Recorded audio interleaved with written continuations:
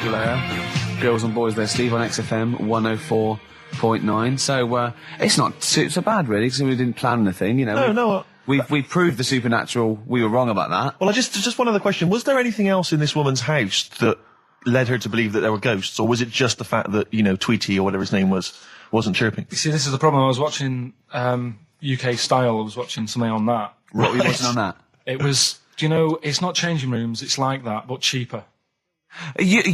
Quite seriously, right? You might be the most interesting man in the world. I'm fascinated by it. I'd like to follow you. I'd like to have a hidden camera on you. I can ask you any question. You know, I'd like to have you in a cupboard in my flat. So I just think about it. I wonder what Karl thinks of that. And I'd just throw something at you, and you know what I mean? Yeah, because that's what my dad did. Just kept me in the cupboard. You know what I mean, though? Yeah. I wonder what Karl would You're think never about stuck this. for a conversation point if Carl's around. That's what's genius about it. He's always got an opinion. He's got an opinion about everything. Yeah. It's But I love the fact he was watching UK Style without a shadow of irony. Yeah. No, that's what I like about it. Exactly, that's what's I wouldn't brilliant. like it if he was trying to be No, he's not. kitsch Yeah. and stuff. I like it because he's down the line, straightforward, no nonsense. Yeah. This is what I like. You know what I mean? He's going to be sort of like Jeffrey Boycott, Dickie Bird when he's about like 60 or 70. He's going to get on a bus and go to the driver somewhere, you need an haircut, you look like a scruffy get. You know what I mean? He's going to be a great old bloke that Genius. he doesn't get chinned in the pub. Yeah. Right? People protect him, you know, because he's like 70 or something. But it's great. You're looking forward. You're actually in that nod. That nod went. I can't wait to be 70. Yeah. Wasn't it? Yeah. Can I make a suggestion that we just get people, they can email in just questions or comments they'd like to hear from Karl. Maybe they just want to know his opinion on the Afghanistan situation. Yeah, like, or you know, like last night's Coronation Street, whatever. Yeah, like they do, you know, in the NME or magazine that coming up to the election, they go, Billy says Labour. Yeah. Ooh, I think Karl. the Sun has White Van Man. Each day they interview a guy who drives a white van, see his opinions on various topics. Karl is very much our white man van. Man van. Yeah. So any query you have, I think most of our listeners are, any to be honest. opinion that you would like to hear voiced from the K-Man, ricky.gervais@xfm.co.uk, or you can phone in. I forget what the number is. Doesn't matter, does it? 700 800 1234. Sweet. Black Rebel Motorcycle Club, Love Burns, XFM 104.9. I'm Ricky Gervais. My name's Steve Merchant. Karl, what's your name? Press the buttons.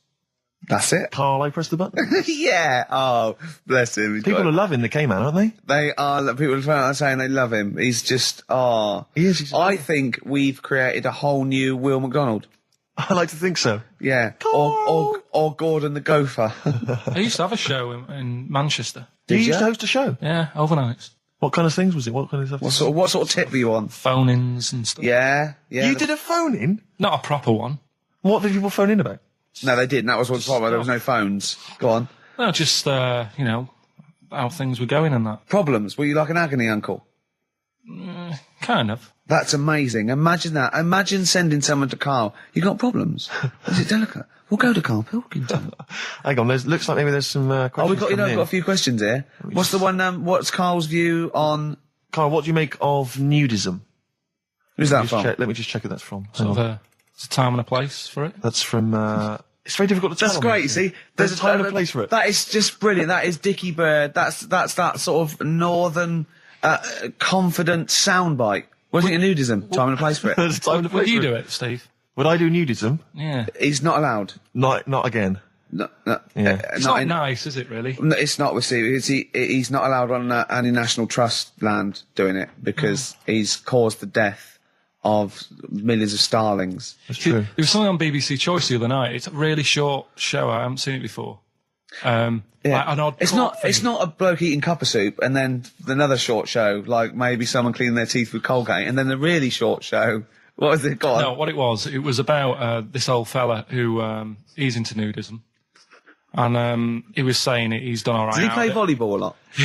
He said he's done all right out of it because there's not many blokes who are willing to go nude for modelling and that, and he's about 70, so it's not. Is there much cry for that? Do you think? Is there much demand for a He's doing 70-year-old all right. nude? He's doing all right for it. Sure. Good luck to him. And the odd thing was, you see, He had a corkscrew penis. he was just like walking around on a main road in like a the bar. seaside town. And Right. yeah, and cars would... See, that's not nudism, is it? That's mental illness. Yeah, he's just a bit dear. Yeah. Yeah. Yeah. Well, you know the competition we just ran there, the phone in, ask Karl and thing. People were phoning up. One person said, what do you think about new metal? Carl just quick as fast went, I hate it. Exactly. And he threw a question right back at them and went, do you listen to that in the morning? She went, yeah. He went, wow, you see, in the morning I like Ash. In the evening, I might listen to... I think he said Magic FM. Yeah. But I love the fact that he is now, we've put him on a pedal. He's happy with his own opinions. Before he was like, don't know. And now he wants to tell the world. He'd be down Hyde Park Corner tomorrow, won't he? And they're going, right, who wants to know what I think about, I don't know, At 2:00, I will listen to the Human League. At 2:15. Today at 4:13, I had one apple and listened to Primal Scream. Thank you. No, you're a great bloke, Carl. We better stop now because, you know, we're going to make you into the new There'll be more from Carl next. So this is a very last question that this is Jim, he's emailed in. He says, does Carl think that that Waterworld, Mad Max, Judge Dredd or similar films present an accurate portrayal of what a post-apocalyptic world might be like? How do you imagine the world will be, Carl, when the bomb is dropped? So I've got no comment. Okay, let's forget the films. What do you think the world might be like if there was, say, a nuclear war and we had to survive underground for a while till all the, waste went away and we could come up and we could eat fruit again and, it was all weird and we had to start from scratch? I'd rather die. Okay. All Wouldn't right. you? Wouldn't you? Well, supposing it was sort of like, Britain was just like, it was all the buildings had gone, right? Or there was some bit of scavenging. There was like, and we hid underground and we came out, sort of in 10 years' time. Don't keep shaking your head. You know the question. You can go, no, rather die. And it was fine. You lived on tin fruit for a few years, right? Then you had to come up and start again. You had to find other civilizations. I'd want that thing that, is it Walt Disney had? Sort of, cryogenically put me in a preserved fridge thing and say, look, wake me up when it's all built again. I couldn't be doing with that, walking around with a hard hat on all day. Yeah, what would you do? Set an alarm clock? You're the only person. What, you get in a fridge and leave a note? If you find this, do not disturb till 2012. You know what I mean? No, yeah, but saying that wasn't... Well, I mean, what would you do first? You just come out into the light. It was just like... It was like, Saxon Britain. There was nothing. You'd have to start again. What would you do? What would you do first? I'd probably go and see where I live now to see what's left of it. I love how he thinks. Oh, Carl, if you were the last man on Earth, right, and you had to have one other woman with which to start the human race again, right, and not your girlfriend, who would you start the human race again with? Which person would you want to? Bear in mind, it's not just like the fact that you've got to have kids. They've got to be able to provide something in this world. They've got to be leaders, and they might be all melted. And exactly. So their beauty may have. They've just got one good eye, but now they can tell what you're thinking because of radiation. Yeah. They tried to go through a pod, and there was a fish in there for some reason in their Wellington. Ooh. I mean, for me, probably. What would you rather kiss, a mermaid or a unicorn? Carl, quickly. Mermaid. Why? No, I want him to answer my question. Because he's got a lady's face. Okay, then. What would you rather kiss, a lady with the body of a fish or the body of a horse? A fish. Wouldn't you? This is the best thing in the world. It's just like, when you call a file a rude word, and then the computer goes, do you want to open tits? You laugh, because it's like, that's what playing with Carl's like. It's sort of like you input it, and you always get, you know what I mean? You sort of get... You get more back than you bargained for. Yeah. Oh. Probably only because I've seen films, that one with that Hannah Darrell or whatever her name is in, and she looks alright. I've never seen Hannah a film with a woman with a horse's body. Maybe if I've seen one, I might change my mind. Okay, can you email us a picture of a woman with a horse's body? Yeah. Yeah. Ricky.Gervais at XFM. Or do they exist? Anyway. Do you reckon unicorns exist, Carl? No. Look, let's play another song then, because I think we were going to give away some Incubus tickets. We seem to have got sidetracked. Beatles, Revolution. Mm-hmm. Was that clear? Yes, it was. Yes. Yeah, good. We got to speed this up because it's funny because our first link when we had to go at like the library and the playlist, when we played the record, Carl went, you usually do it at the end when you've run out of stuff. Yes. What's left of it? So we started with what's usually our worst bit of material. So I think we've got to turn this show round. Right. Carl's been holding this together, to be honest. Yeah. Mm-hmm. It's Carl's beautiful naivety and, can I say it, Carl, in the nicest way, stupidity. Yes. That are keeping the listeners... I wouldn't class it as stupid. I'm only joking. I'm only joking, mate. Of course you're not stupid. Everyone knows you're not stupid. You're sincere, and that can sometimes be, frowned upon in this cynical world. Would you say you've learnt stuff from me in the past few weeks? Definitely. Definitely. Rather like a scientist learns from injecting mice. Yeah. No, but I've learnt from you about ants and stuff. I think every week, as weeks go on, I feel like We're learning from each other. I'm learning more now than I did when I was at school. And can I just clarify? Yeah. You weren't raised as an experiment and you've escaped from a laboratory. You had regular upbringing in Manchester and that. Yeah, I didn't go to school much because my mum and dad had a caravan. Right. Air, Don't Be Light, XFM, 104.9, 5 to 2. Absolutely. Ricky Gervais with me, Steve Merchant. Smirch. The Smirch. And the K-Man. KP, Karl Pilkington, the K-Man. Pressing the buttons. Yeah. See that in Heat this week? What was it? About the campaign to stop Karl going back to Manchester. You know, because he's a miserable sort of northerner who goes, London's crap and I'm going to go back up north. Yeah. And I only need 40 quid a week to live up there like king and all that sort of rubbish. Right? Well, Boyd from Heat, well, we met him at the that award ceremony. Oh, yeah. And we were saying about, he really enjoys Karl. He's getting a lot of people like People love Karl. him. And I was going, but he's thinking of leaving. He's going, start a campaign. And he did, and he put it in there. So the campaign, write in if you like Karl. If you think he's really annoying, then we'll stop talking to him. Yeah. But I mean, I like him. I love him.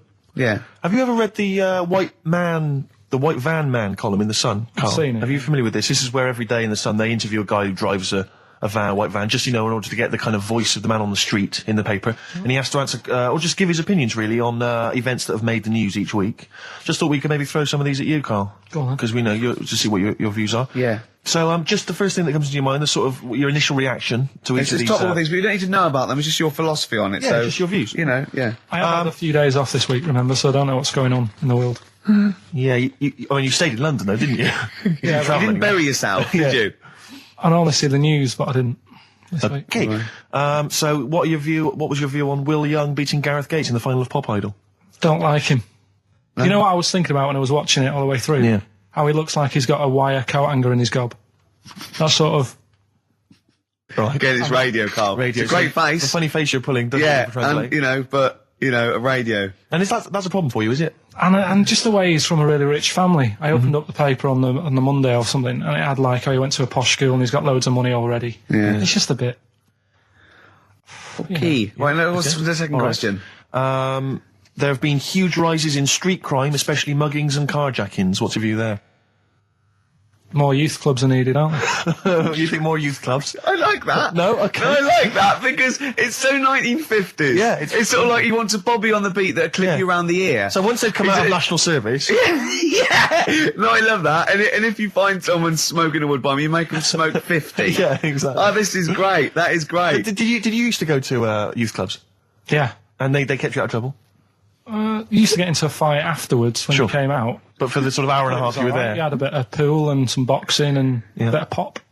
Yeah. So more youth clubs, that's good. I love him. I love him. If you're at home, just make notes, because this is brilliant stuff. Honestly, you won't hear more honest, from the heart stuff opinions than this. This is great. Go on. This is not pre-planned. These are your direct responses now. I promise you, Karl did not know what we were going to do. He never knows what we're going to do, and he always answers honestly. That is the beauty of Karl. It's not an act. What is your view, Karl, on New York's former mayor becoming Sir Rudy Giuliani?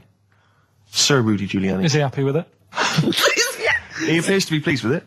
Let it go ahead. Fair enough. Okay. Go ahead. Oh, he's genius. Okay. Is he happy with it? He's like your nan. Yeah. What do you make of Michael Greco's character Beppe being axed from EastEnders? Problem for you? The whole soap thing. What's it's back in Coronation Street, isn't she? What's her name? Who? Bet Lynn's. She thought she'd go off and be a bigger star. Yeah. All went wrong, and now she's coming back. Yeah. Always happens, doesn't it? Beppe will be back. Yeah. No one really cares. Sure. What was the van reply? What was the guy? The White Van Man says, obviously they feel the character has run his course, but I think he's a pretty good actor and I can't understand why. So, I mean, obviously there's a White Van Man there who's also got an opinion on script development. The through line, yeah. The narrative through line of soap opera. The 12-week narrative, the arc really showed itself up. The two last ones I want your opinion on here. What do you make of a cat that's been cloned in a secret 2.5 million research project? To find out what? If they to can clone it? cats, yeah. Have they had to hurt it? Sorry? Have they had to sort of hurt it to do that? Have they had to hurt it? Yeah, or is it just scraping its tongue for some stuff? I think the cat's fine. The point is that they're cloning another creature, which is potentially very dangerous. Have you seen that film where they bring Hitler back? That cat. What if that cat turned out to be a world dictator? Exactly. What do you reckon of cloning generally, Carl? You concerned about it? When they're cloning for organs, they just grow them for the, Do you know what cloning means? Yeah, it's when you, like, make something else that's the same, isn't it? Right. Yeah, I mean, it's not going to do any harm. Okay. And finally... When you're on the World Council. Yeah. Finally, what do you make of some city workers who were caught bonking in the glass lifts of the Lloyd's building? What do I make of it? Yeah. Is that a problem for you? Do you think that's unprofessional? Was it the lunch break or... I think it was lunch break. With their own... All right. It's their own time, I think, fair enough. It only takes 45 seconds to go from the bottom to the top. Is that a problem? They moved quickly. They acted, on instinct. Do you think fair enough? If that's their natural instincts and they're both consenting, you think fine? Yeah. Okay. Yeah. Thanks very much, Carl. Thanks very much, Carl. Carl, Right, we'll Steve, have more of Carl's world-weary opinions next time on the show. Yeah. Now it's time for White Van Man. White Van Man. Yes, for explain what it is. those that don't buy The Sun, they think it's beneath them. White Van Man is a column they have, I think, every day, actually, and they just get sort of some, Joe Public to kind of comment on the week's news. Just seemed to me, that it might be interesting to get Carl's views on some of the big events. Not because we think that Carl hasn't got a valid sort of viewpoint. No. Because Carl sees the world differently to some people. That's all. And that's what's interesting. Like an artist does, or exactly. Yeah, he's very bohemian in his outlook. Yeah. Do you feel that you're up to scratch on this week's news? I don't like this bit. Do you? No, just relax. Why not? It's pressure. No, because you just have to give us your first opinion. For your honest answer, that's all we've ever asked of you, Carl, and it's all you've ever given us. Your honest, your first from the heart view, yeah? All Don't right. worry, just relax. Just chill out. Are you worried that people are listening and thinking you're an idiot? If my girlfriend's listening now, go and have a wash or something. Go and have a wash. Not very nice, is it? Is it the opposite of Napoleon and Josephine? Yeah, go on. If you're going to visit me again, Josephine, for Christ's sake, wash. Well, I'll ease you in with something fairly easy, a music-based question. Kylie Minogue versus Dido as Queen of the Brits. What's your view there? Go and have a wash. It doesn't really matter, does it? It doesn't really matter. What doesn't really matter? With the Brits. I was watching it the other night, and I think Kylie will be a good-looking old woman. Do you ever do that? Sort of I want to, Steve, I want to celebrate with you. Every time he opens his mouth, it doesn't matter. I want us to open a bottle of champagne. I know what you mean. Do you know what I mean? It's sort of like we did that. Yes. No, do you ever do that, though? Look at people, and another person who springs to mind, Jenny Powell. I don't think she's that good-looking now. Who's Jenny Powell? Is she that girl that used to be the assistant on Wheel of Fortune? Yeah. Yeah, I think she's a bit over the top for a young woman. But when she gets older, I think she'll look... Be a bit of a stunner. Okay. So for you, Kylie, whereas you don't feel that about Dido, is that right? She's alright, she's normal. I prefer Kylie's sister to Kylie. She looks, I can imagine her being hard work to live with. And who, Kylie? Not being washing up and that. Right, sure. Being a bit fussy. Okay. And what do you make of taxes rising in the next budget to pay for NHS improvements? Well, my dad went to hospital to have an operation once. Yeah. So I feel like it's worth paying it, because I've got something. Because people might have to go to hospital. Yeah. Yeah. Well, it makes a change when it's someone in your family, doesn't it? Yeah. Because you sort of realise... Yeah, a change is as good as a rest. And the weird thing is, if it weren't for my dad, I wouldn't be here doing this show, because when he was in hospital... Well, no, I'll stop you there. Yeah. To be honest, that's all you need to know. You wouldn't be here, true, but no. But Well, no, because this was after I was born. So, I would be here. But for his more direct involvement was what? Yeah, because when my mum was seeing my dad in the hospital, I got a bit bored, went for a wander, found the hospital radio station... Yeah. And got a gig. Really? So, in a real sense, if it wasn't for Carl's dad, Carl wouldn't be here. And did your dad, like, while he was listening to you, did he, like, sort of tap the nurse and go, can you get that 12 off the air? Who's put him in that? Yeah. Oh, come on. Okay, what do you make of the real-life Mowgli who's surviving in a Transylvanian countryside? Apparently, I don't know much about this story. I don't know. You know Mowgli, he's the guy from the Jungle Book. Yeah. The little kid that grew up with bears and animals and stuff. Apparently there's a real-life one in Transylvania. What were the things in Gremlins? What were the what? Like, in Gremlins they were... Wait. Okay, this is an example. This is what your girlfriend said. Think, what were the things in Gremlins called? I can't remember. Just, I mean, really. Something like that, isn't it? No, wait. Just really think now, Karl. Just with everything with all the brain power you've ever used, think what the things in Gremlins were called. It's not there. There's a clue here. Oh no. Yeah. They're not. What? Gremlins. Yeah. Play a record, Karl. We were halfway through White Van Man. We were indeed, yes. Those lads came in. Getting Karl's views on some of the big stories of the week from the news. Karl, what do you make of the fact that the British Olympic curling team won a gold medal? I watched it. Uh-huh. I thought it was really good. The only thing that's getting on my nerves now is like, what was that? Is that a trombone player just sneaked in? That was me moving this microphone. Right. Incredible, wasn't it? Yeah. What an amazing noise. The only thing is, That shouldn't sound like that, should it? That's incredible. What a shoddy tin pot station this is. Well, we know that. Sorry, Karl. Go on. is like in all the papers now, in like the Star and the Sun all week, they've been like traipsing models over a bit of granite.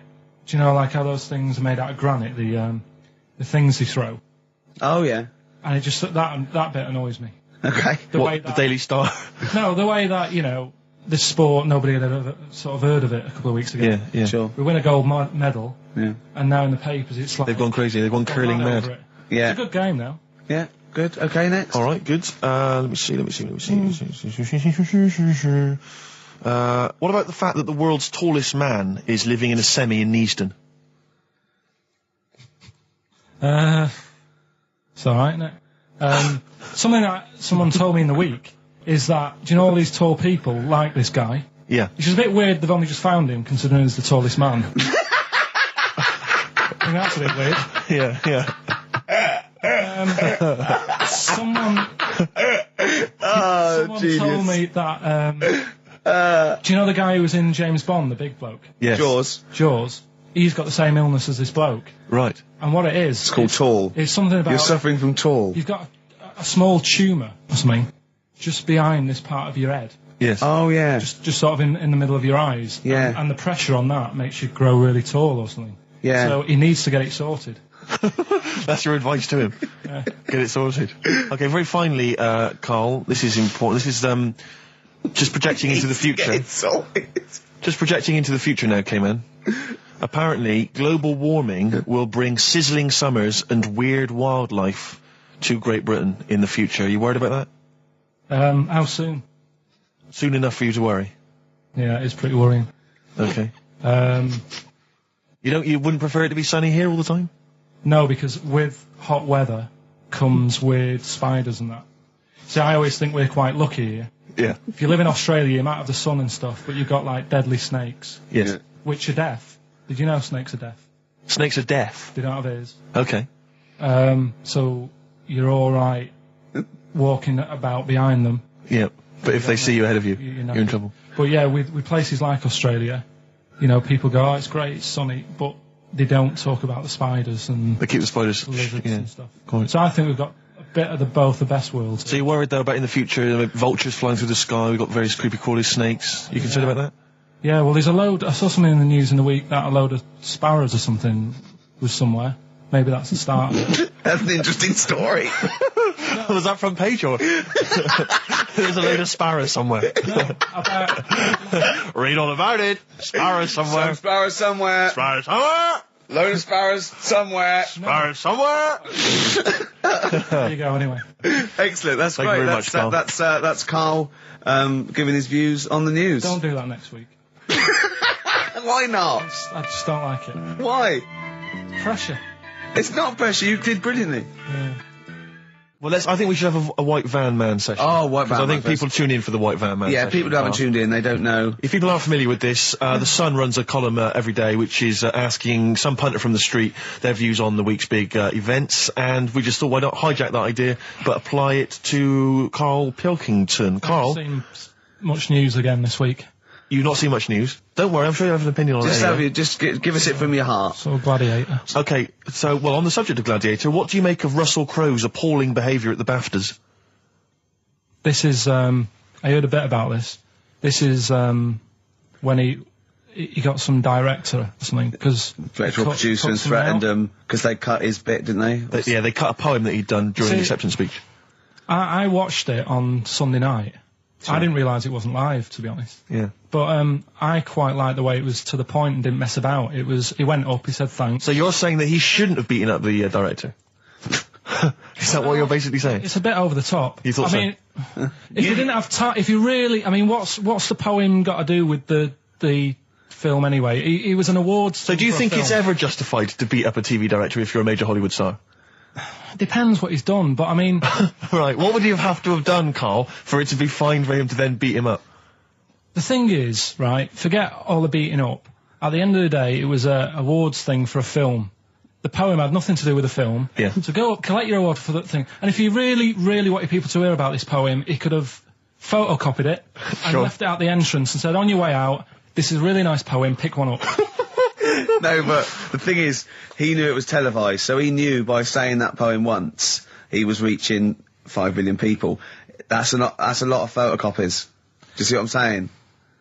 I'm not saying he was justified. It wasn't a poem award. If it was an award show for poems, you'd say you can't cut it out. It'd be like doing the top 40 and then going, number one's good, but we haven't got time for it. But it's a films thing. Okay. And he went up and he got the award for the film. Which film was it for? I don't know, but when I wanted to give you results, I said, let's give Karl his results. Steve went, no, we should introduce people to Karl again, just remind people what Karl's like. And he's so right. I'm so glad we did this first. Am I right, though? Carry on, Steve. Okay, the next topic, what about this big debate over whether Kylie Minogue's had a bum job? I'd have to see it. Next. Okay. What do you make of Will Young's single? He's the Pop Idol winner. It's going to net record-breaking sales, apparently. It's going to go straight to #1. He's had millions of copies sold. I heard last week that you had to, if you wanted to buy it from Woolworths, you had to go in and put £1 down to guarantee you getting a copy. Wow. I think that's stupid. But what do you make of it, though? Do you think... as a song? Both as a song, and are you excited about Will Young and his future? No, he'll do all right. I don't think we have to worry about him. Okay. He'll do all right. It's not my thing, but he seems like a nice bloke. Okay, very good. What do you make? One? Yeah, one final one then. What do you make of our scientists getting the go-ahead to clone embryos for research? We have discussed cloning before, and obviously there's the pros and cons of that. Christopher Reeve, former Superman star, he's behind this. Are you behind him? Yeah. I mean, with everything, you have your good and your bad, don't you? Yeah. At the end of the day. If you didn't have bad things in the world, then you wouldn't enjoy the good things. I think, it's like if you didn't have robbers in the world, policemen wouldn't have a job. So it's the same thing. It's like, it's an illness. Yeah? What are they messing with? It's probably a bit too detailed to go into there, really, but... Do you know what I mean? Yeah. It's good and bad. You can't have it all. Yin and yang is what you're saying? Yeah. Okay, Karl, I can't argue with that, mate. I want to play a track now that I haven't heard for a while. It's The Verve, isn't it? Yeah. Sonnet. Lovely song. Coming soon, those big exam results. Anyway, Karl, look, let's have a little quick session of White Van Man. For those that don't listen to the show regularly, The Sun, as you know, has a section called White Van Man where a member of the public gets asked their opinions on the week's big political and social hot potatoes. Karl, we just thought it would be fun if you answered some of the questions. It's not so much questions, it's just your views really on these big news stories. What do you make of Olympic ski hero Alan Baxter testing positive for drugs? What did he do? Well, he won a gold medal in the Olympics, and what? He was a skier. Right. And he won gold medal, and they've just tested him positive for some kind of illegal drug. But what? I mean, if he did, why take drugs to ski? Why? Because all you do is balance. But imagine, it'd be amazing if you were stoned, like going down a hill. Yeah, it's not like you have But to... it's not going to help you, is it? No, it's not just like... gravity that's doing all the work, isn't it, with skiing? Yeah, but it's often to do with your athleticism, isn't it? It's No, but it'd be like saying, and we've just found out the people on the toboggan were on crack. It's not going to help them. You sit there and you go with the flow, and you try and you hold on. Could I say, the drugs he was Apparently taking... that's his defence, He probably wasn't jacking up H or, dropping a few E's or getting stoned. He was probably taking more sort of performance-enhancing drugs, as opposed to him just, scoring some shit around the corner from someone, getting off his tits and jumping in a toboggan. Doesn't mean that, does it? He wasn't off his nut. Yeah. You tested you pissed out your head. But why doesn't he just say, don't be stupid, why would I do that? It's just not going to help me out. But it is, isn't it? Because performance-enhancing drugs do. Wait a minute, Steve. Wait a minute. Carl. Right, look at this way. Okay, look at me. Yeah. Have I got his attention? Yeah, the light's glinting off your ring there. Yeah. Attracted. Okay, right, now keep concentrating. Right. Some athletes, you're aware they take drugs, that's to build up Swimmers muscle. and stuff. Yeah, swimmers. For example, runners, yeah. Not only do they help build muscle, right, but they can actually, give them a boost performance-wise, Yeah. sort of like steroids and all this sort of stuff, right? So that's the sort of thing we're talking about, okay? Right. So again, He wasn't on a why bong would that help before. you? What? Why would that help you when all you've got to do is balance on skis? Not when you're at the Olympic level. Yeah. There's a lot to do with, your body and your No, it's legs. practice, isn't it? It's like if you've skied for years, then you've got good balance after a bit. Oh, do you know what, Carl? Do you know what? You've made a mockery of drug taking. Well done. Right, Yeah. next one, Steve. I hate this. I don't know if you saw it. What did you make of Posh Spice's Warts and All documentary? Yeah, I saw a bit of it. What did you make of it? I mean, people are slagging them off, aren't they? Saying, she's daft and that, but Don't make you. she's. I think they're all right, honestly. Yeah, I think they're all right. She's all right. I mean, I think David's really a decent bloke. Sure. Do you agree that he's quite a simple man? Yeah, but he's a footballer. He doesn't need to be. Do you know what I mean? It's like me. Yeah. Like, all right, I only got an E in history. But knowing about the Tudors doesn't help me press these buttons and put the next CD on. No, sure. Do you know what I mean? Yeah. So good luck to him, and he's done well out of it. It's just jealousy. Yeah. I remember though, when I was back in Manchester, I was in Piccadilly train station, and he was there, right? Not as big a star as he is now. Yeah. Back then, but he was stood there, and I was so close to going over to him and saying, "Did you go to my school?" Because I recognised his face, but I didn't know who he was. Do you know when you sort of go, "Sure, I went to school. It's not the one with the big head." Yeah. But I do recognise him. Then my girlfriend got off the train, and I said, "I'm sure I know him." She said, "Yeah, it's David Beckham." And I was so thank close God to for your going over. girlfriend. Does she get an awful lot of scrapes, does she? She does, yeah. Okay, what about the fact that the pension crisis Sure. is going to force Britons to work into their 70s, Carl? You might have to carry on working into your 70s before you can claim a pension. I think it's a good thing. Because you see a lot of old people who look bored. Okay. And I honestly think if you keep your brain busy, Yeah. you'll live longer. Yeah. It's only when you actually shut down, right, that's when your body sort of dies because it doesn't feel it has a purpose. Yeah. It's like if you've got flu, keep going to work. If you have a day off, you just feel worse. You'll mope about at home. Doesn't do you any good. What about, where do you draw the line there? What if you say lose a finger? Pop into work? Depends. If you can't concentrate because it's painful. But what if you're a typist?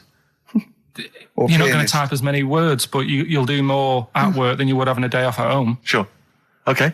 Tony Blair turning trendy with his Paul Smith designed naked lady shirt. I don't know if you've seen this. It's the one with the pictures of naked ladies on the cuffs. And, I mean... Okay.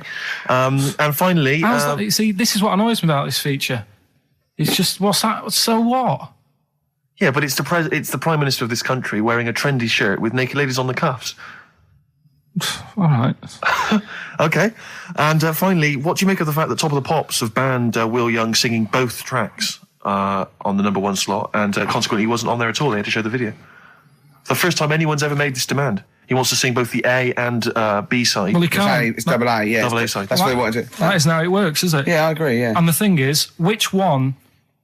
I mean, at the end of the day, loads of people have bought it, haven't they? And it's Yes, like one of the yeah. best. So it doesn't really matter what it is because people have got it. They can listen to what song they want at home. Doesn't matter about what Top of the Pops do. Yes. And it's just annoyed me now. It's Who's annoyed you? just what goes on in the world. I tell you, you're better off not knowing. It's better being in my little world. If that's what people are talking about on the streets and asking the white van man, do you know what I mean? I think you're right, Carl. I think you're right. Jeez. Shall I play a lovely song for you? Because you're getting all stressed now, aren't you? I've not had a good day. No, I know. We tell you about it. It's not a good day. Well, I'm going to play a Neil Young track here of Harvest. It's Alabama. It's beautiful, and this is for Carl. Right. Steve, it's time for White Van Carl. We should definitely get some jingles. I think the show sort of lacks jingles, I think. Yeah. Noises. Yeah. Funny sound effects. Yeah. Well, that's Wow. Yeah. What's Mr. Nosy Neighbour interested in? Hello, what's going on here? Oh, we should definitely get some pre-recorded comedy noises, Carl, for next week. That's my job, but unfortunately I'm busy reading about Hitler.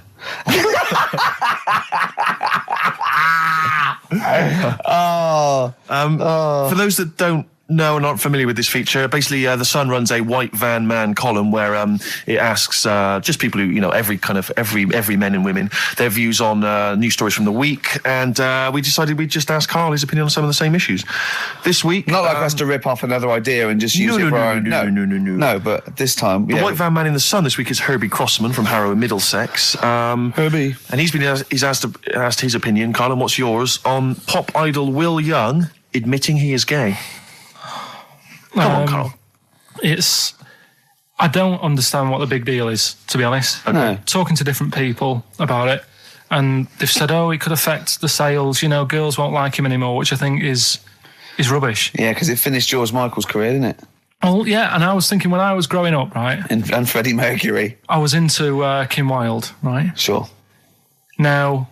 And her kids. You're not going in to tell me America. she's gay, are you? No, but if they said, she's a leather, right? I wouldn't say, right, that's it, I'm taking kids in America back to the shop, I'm disgusted. Sure. I liked her. Yeah. I don't think I'm ever going to meet her and marry her and that, so what does it matter? Yeah. Will Young, he's a good voice, he's gay, a lot of gay people in the world. Georgie boy was gay, I guess. There you go. Nothing more and nothing less. The kindest guy I ever knew. So Do you Bowie? No big deal. That's one of your favourite songs, isn't it? Brilliant. Killing of Georgie Parts 1 and 2, isn't it? Yeah. Okay, what do you make of the police protesting to Parliament over reforms? That's not the band. Before you say. Right, what's all that about? Okay, well, the police have had various kind of gripes and grumbles which they've taken to Parliament, try and get them sorted. Like what? Well, it could take ages, basically. They don't like the pointy helmets anymore. Yeah. They want flat caps. They feel that their powers are restricted. They get a lot of bad press. They're not being paid well. They're only resource. They actually demonstrated, didn't they, outside? I think they may have done, yeah. Well, at least they're doing something about it instead of just sitting there moaning. Do you know what I mean? Okay. They're going to the top, trying to sort it out. Yeah. I admire that. Mm-hmm. Yeah. What do you make of the police generally? Are they doing a good job? They've woke me up a couple of times at about 4 a.m. when I was a kid. Right, was that because they were looking for your brother in his tank? Yeah. Did a Sherman tank just come through here? Yeah. No, my mates nicked cars and gave my name and all that. Right. Were they friends of yours? All right. Yeah. Okay. What do you make of fears that dumped Britney Spears? She's been dumped by her boyfriend. There's worries that she may be cracking up, Karl. You concerned? What are the signs? I'm not entirely sure. I'm just reading from this section, but I would assume that she's obviously showed signs of depression, maybe. She'll be all right. I remember, Zoe Harris, when she sort of got bored of me when I was a kid. Yeah. Get over it. I don't even think about her now. What? And how long did it take you? How long did it take you to get over Zoe? Zoe Harris. How long did it take you? To be honest, right, it was like one of my first girlfriends, and she was a pain. I remember I went out with her because she wouldn't stop hassling me, right? Yeah. I remember A good reason to fall in love with her. Oh, go on then. I never talked to her, and then the bit that really got me, I thought I half liked her, and then I remember, right, we were at a school party, sort of infant school. Infant school? Right. Are you sure it wasn't junior school? Well, it's on the cusp. Yeah. Like, when you're about to leave infants and go to the next one. Yeah. And she was crying. Because You were saying, I don't think we should move in together. She was crying. She was crying. Oh, old was she? Had you She must stolen have her been- milk? She must have been nearly 6. Why didn't she grow up? No, she was crying because somebody had stood on a dress and put a bit of an hole in it. And I said, oh, for God's sake. I can't stand this. Oh, So God. you- I just think him. So you gave her a slap? I just think of him like 6, like with clogs and a flat cap, going slightly bald, going, for Christ's sake, woman, come on. Oh, Light my pipe. That finished it because all her mates were saying, come on, Carl, she's upset. And I was like, oh, whatever. So I saw her again. hold on, though. Wait a minute. What do you mean all the mates were saying, like, come on, Carl? They were 6, weren't they? Yeah, but they were saying, come on, she's crying. Help her out. And, Like, and you she's- did nothing? She's got injured. Got a hole in her skirt. Yeah, but she was upset and you were her boyfriend. Well, So what did you do? Tell me the story. Where were you? didn't work out. You were at some kind of school do. There was a hole in her dress. didn't work out, he said. Do you treat your current girlfriend in the same way? This callous disregard for someone's feelings? His current girlfriend does not tread on her dress. Does she? Oh, she didn't. So, as far as you're concerned, what was her name? Sarah? Zoe. Zoe Harris. You just felt like, well, if she's going to make a whinge about, a silly little hole, screw her. Yeah. You're all heart, Carl. What would you have done? I'd have gone over there and give her a lovely kiss. No, you wouldn't. Yes, I would. We were playing Dead Arm. In the corner. Ask him another question. Okay, very final thought then. What do you say to the fact that a judge has decided that we, the general public, have a right to know about stars' flings? Basically, this is an excuse. This is basically saying, should papers be allowed to print tittle-tattle about celebrities? Oh, this is... providing it's proven true. Oh, this is something about, isn't it, a Division 1 football or something? It definitely had a Premiership football, it had an affair. And it is true, but he's trying to keep privacy. And the judge said, well, it's not for us to censor the press over things that are true. Right. It's up to the general public to either boycott or not, that publication. What do you think, Carl? What about all this, exposing, going through the, the bins of celebrities? It's not right, is it? But no. People are interested in it and buy the papers to read it. Do you know what I mean? I mean, like I said to you the other week, everyone has a go at Beckham for not being that bright. But at the end of the day, he's a good footballer. It doesn't really matter what goes on off the pitch, does it? Do you know what I mean? Yeah. So, but what if you were a celebrity and they sort of splashed over the front page the fact that you just, didn't care less for Zoe Harris and her torn dress? Zoe Harris is still upset. Yeah, they dug her out, The night Karl Pilkington reduced me to tears. Nah, I haven't done anything that bad. Sure. I won't be worried. Did you win the Dead Arm contest? No. I was thinking about that the other day. Do you think there's a chance I could get blood clots in later life? Did you play that a lot? Yeah, a hell of a lot. Did you ever do it, but like kind of headbutting? No. Okay. Because that would have explained something. Dead arms. Sure. Any more? No, that's it, Carl. It was with people's blessing, was it? You had to give them a go? Yeah. And you played it with girls? No. All right. Oh, my mates. Right. So you were playing Dead Arms while she was off dancing and getting her hole ruined? Yeah. You romantic, you. That's great. And you haven't changed a bit, have you? You still do that to this day, don't you? At functions and events. Oh, dear. Well, what track we got here? You've wanted a track. Yes, I just thought I'd dig out some old Elliott Smith. I've quite enjoyed his work, and this was a previous single and the first track from his album Figure 8, Son of Sam. Express 2 featuring David Byrne, Lazy, XFM 104.9, 1:45. I'm Ricky Gervais. Steve's got the sun. Yes, we're just going to be doing White Van Carl, where we ask Carl the questions the Sun asked some other bloke. That's right. Because we think Carl's got more to say than anyone on anything. Carl only tells the truth, by the way. Just remember that, listeners. Off you go. Yes, well, today's White Van Man in the Sun is John Slade. He owns his own door maintenance company. His answers are very informative, I have to say. But Carl, what do you make of the Channel 4 producer, aged 30, who duped a school into believing he was a teenager for a documentary? Are you familiar with this story? No, go on. Well, basically a 30-year-old guy kind of fooled the school into thinking he was a pupil for a secret documentary. The school's outraged. Do you think that that's, for you, should anything go when it comes to making TV? I think I've said to you before, there's loads of kids at my school. I remember being in the first year, and kids who, what year do schools go up to? I was in the first year. What is it? 11. 5? Oh, sorry, first year of infants and juniors. No, secondary school. 11. Right, year 11. Kids have beards and stuff. No, not year 11. They're 11 when they first go to secondary school. Right. Well, I'm 11. The kids at the older end. Well, there's a fifth form, and then there's you can leave when you're 16, I think, can't you now? Right. Well, kids who were 16 looked old. They did have beards. I remember going there and thinking some of them were teachers. I think he's answered that. Next one. What's the next one? Tattoos and everything. I think they're kids in the earlier years even. What do you make of the fact that Mariah Carey's £38 million payoff has cost EMI staff their jobs, and we're talking 1,800 EMI staff who have lost their jobs? What do you think of that? Yeah, I mean, is that silly money, Mariah Carey, on 38 million? She doesn't need that much. She doesn't need that much. She has to dress nice, though. It's not her fault. I'd say it's bad business. Okay. Because EMI, did you say? Yes. Right. They've got rid of them staff. Yeah. Mariah Carey's left. Who's going to do the work? Do you think Mariah should come back and do some temping? Well, they should have got a loan and paid her. Okay. Do you know what I mean? Vicious circle, that. Right. Have you done a business degree or anything? Have you? Commerce. You did commerce. Where did you do that? What did you do with that? At school, I'd learned how to fill out a cheque, pay a bill, and I think I had a trip round Kellogg's. Did you get an O level or a GCSE? We know he didn't. You know, I did. But was there a commerce exam, or was it just a division of Can't maths? remember. What did you fill out a Was it a check? subset of It maths? was an option. It was like, if you want to do it, you can. What do. was it? Fill out a check. Fill out Pay a check, bill. Pay a bill. Have a visit round Nip round Kellogg's. Kellogg's, and I saw my sister's boyfriend there at the time. He sorted me out with some variety packs. Really?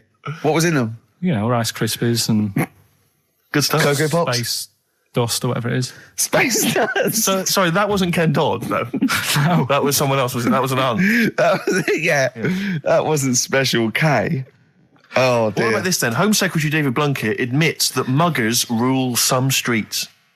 Weird this, because when I was out with you, I don't believe it's going to be weird, whatever you say, no, Carl. Go on. when we were in that pub that night and we got talking about muggers and that, the tip is what I tend to do, because I nearly got mugged once.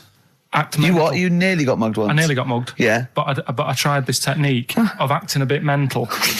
Right, and how did you act mental? Well, this guy wanted me trainers. And I was in Piccadilly Gardens in Manchester. It was quite late one night. And he come up, he said, I want them trainers. I said, you want them? I said, I worked hard for these. I said, how dare you come to me asking? And I got a bit livid. And he looked at me like, oh my God, he's got a right one here. And he left me. Were you acting mental, or were you just mental? No, I put it on a bit. Were you not petrified, though?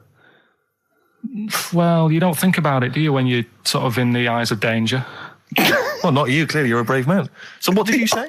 I just went a bit mad. I just kind of, because he said he wanted the trainers and they were dear ones at the time. And I just, no, you're not having these. So I've crafted you. I said, I wanted these trainers. Yeah. And, went on to tell him how I work at printers and I don't enjoy it. And, I put in all these hours and that, and I have to cycle home for about 5 miles. And Did he give you his trainers? Yeah. Did he have a knife or I just anything? left. No, it didn't get that violent. Well, that's very brave of you, Carl. Yeah, it's That's good. good advice, though. Just act mental. See, what's it? Should have tried it the other night. Oh, Liza Minnelli. Yeah. Well, she says, I've worked hard for these diamonds. Yeah. Not easy being the daughter of Judy Garland. You don't know what it's like. Finally, apparently there was a crook that got a security job at Heathrow. Right, he was a crook and he got a job at Heathrow. As robbers steal another £2 million. Apparently security down there is lax. Yeah. Is that a concern for you? Is this another Yeah. 2 million? Yeah. Why is all this money at the airport? It's those sandwich shops. You know how they're really expensive, the sandwiches in when you're in a plane. They're like £2.50 for tuna, which is ludicrous. Yeah. That's basically the reason. What do you mean, why is all this money at airports? What is it doing there? Why? Have a go. No, have a go answering this yourself. Why is anything at an airport? It's going somewhere. Or coming in from somewhere? Yeah, but money, you can sort it out through the bank, like phone banks and that. Have you done commerce? You know a lot about paying bills and writing out checks. Yeah. Tell us about Kellogg's. What was it like? What was in the factory? Was it just like squashing bits of corn? Pretty boring, really. Just loads of conveyor belts, boxes of cornflakes everywhere. Just what you imagine. Yeah. So is it more, this is where you might be working? This is where you're likely to work? Possibly. If you There was leave 2 trips. There was that and the trip to Manchester Evening News. school. Okay. And I left that early because I had a job in Cordon Bleu. In Kellogg's. Cordon Bleu, what's that? It's like a supermarket. Yeah? And I had to leave the trip early, and the teacher went mad saying they'd thought I'd got lost on in the building and stuff. What, you It didn't caused tell a anyone? uproar. No, because it was like day 2 of working in this supermarket, and I couldn't be late. I thought by the time I explain where I've got to go and everything, I'll be even later. Sure. So I just left, and then apparently they were searching the building and everything for me. Oh, I were you? was stuck in a printer. Don't know. Stuck in a printer. I don't know. What was the printer's name? You worked at a supermarket called Cordon Bleu. Cordon Bleu. Brilliant. That's great, isn't it? It's rubbish. Oh. Got sacked. You had What did you get sacked for? Messing about in a back in the car park round the back. Yeah. Right, there was a grid and all the concrete had gone funny. So when it rains, you got like a big lake, Oh, yeah. right? And I got in. Do you know those big metal trolleys you get to like put all the food in whilst? Oh, yeah. And I got in one of them and pushed myself out into this lake. Of cement. No, Of water. Full Oh, it of was water water, 'cause it'd been right, raining. right. And I got stuck in the middle, right? And the boss was like, "Where's Karl? He's meant to be doing, facing up the beans." And I was like, And you were stranded in a lake. So someone said, "Oh, I saw him messing about out the back." He came out and saw me stuck in the middle of this lake in a trolley, and he said, "Get back in." I said, Would you say, no, I'm filming sharks? I said, "It's too deep. I can't get out. You'll have to pass me something." And he said, "I'm not passing you nothing." He said, "You can get out of there and walk through it." I said, "I'm not. I've got my trainers on, probably the same ones." Yeah, you've risked actually. your life for them. Yeah. I said, "I'm not getting these wet." He said, "What are you going to do?" I said, "I'm going to wait for the water to go down the grid." He said, "The grid's blocked. Now get out or you're sacked." I said, "Well, I'm not getting out." He said, "Right, you're sacked." So you were sacked. How long did you have to wait for the water to go down the In grid? the end, I did get bored, and I sort of did a bit of a leap and a jump and got 1 foot wet. How long were you waiting? About half an hour. Just think of it. I mean, how did he get himself into that situation? That's fantastic. Should we play a record? Oh, definitely. That's a Your choice. joy. Oh, you're an absolute pleasure. More White Van Man next time on the show. Electric Soft Parade. I keep trying to get the album for free from you, Karl. You've not sorted me out yet. I have to rely on other people to give me different copies. No, of I did the different try. tracks. I'll keep trying. Please do. This is one called There's a Silence, Electric Soft Parade. Right, well, it's time for White Van Man, which is where we ask Karl the questions that the Sun asks someone else. Exactly. It's an article in there where they ask them, typical man on the street, the big questions of the day, gives them their platform to the nation, and we think this is just too good to let out because we only care about one person's opinion in the country now. That's true enough. He's the K-Man, and there he is. There he is, right. Karl, your thoughts, please, on Kylie Minogue slagging off Britney Spears for ignoring her fans at her premiere. Are you aware of that story? No. She got booed at her premiere of her new film, Britney, because she'd left her fans waiting for like an hour. Some of them had travelled up from Bristol, other parts of the country. 3,000 of them. Loads of them screaming for her. She just went straight into the theatre an hour late, just gave them a quick wave and straight in. Didn't even And they bother were to shake their crying hand, and sign any slagging her off. autographs. So they were booing. What do you think of that, Karl? And Kylie's obviously said that was actually outrageous, and you should treat your fans with respect. What do you make of it? So she did wave. Yeah, but literally as she was walking into the theatre. Was it raining? No, I don't think it was. He's like a defence lawyer who hasn't really read the brief. He's just winging it. Judge, first, was it raining? No? Oh, shit, I was relying on that. Was she running late for the start of the film? Yes, but that's her own fault. I mean, the people are inside. They're not going to start the film without her. It's Britney Spears. Yeah. She could take some time out. You know, when Tom Cruise came here, he spent like an hour and a half shaking people's hands, talking to people on their mobile phones, all sorts. That's Tom Cruise. He's a bigger name than Britney.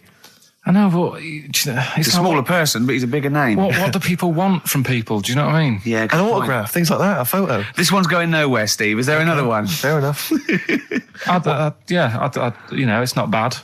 If she had more time, she might have done it. I bet she would have done it on another day. I mean, I'm not feeling too good today. I mean, But you're going to still take time out to sign people's autographs, surely, when you leave the building. Yeah, there's always a bit of a crowd, isn't there? next. Go on. What do you make of a New York's ex-police chief saying we need more bobbies on the beat? He's come over here. He's the guy that sorted out crime in New York City. He's come over. He said, "You're going all over the place here. You need more bobbies on the beat, more policemen, a visible police presence." There was something last week about some copper in London who was sat on a bench, and he was asleep or something. Oh, yeah.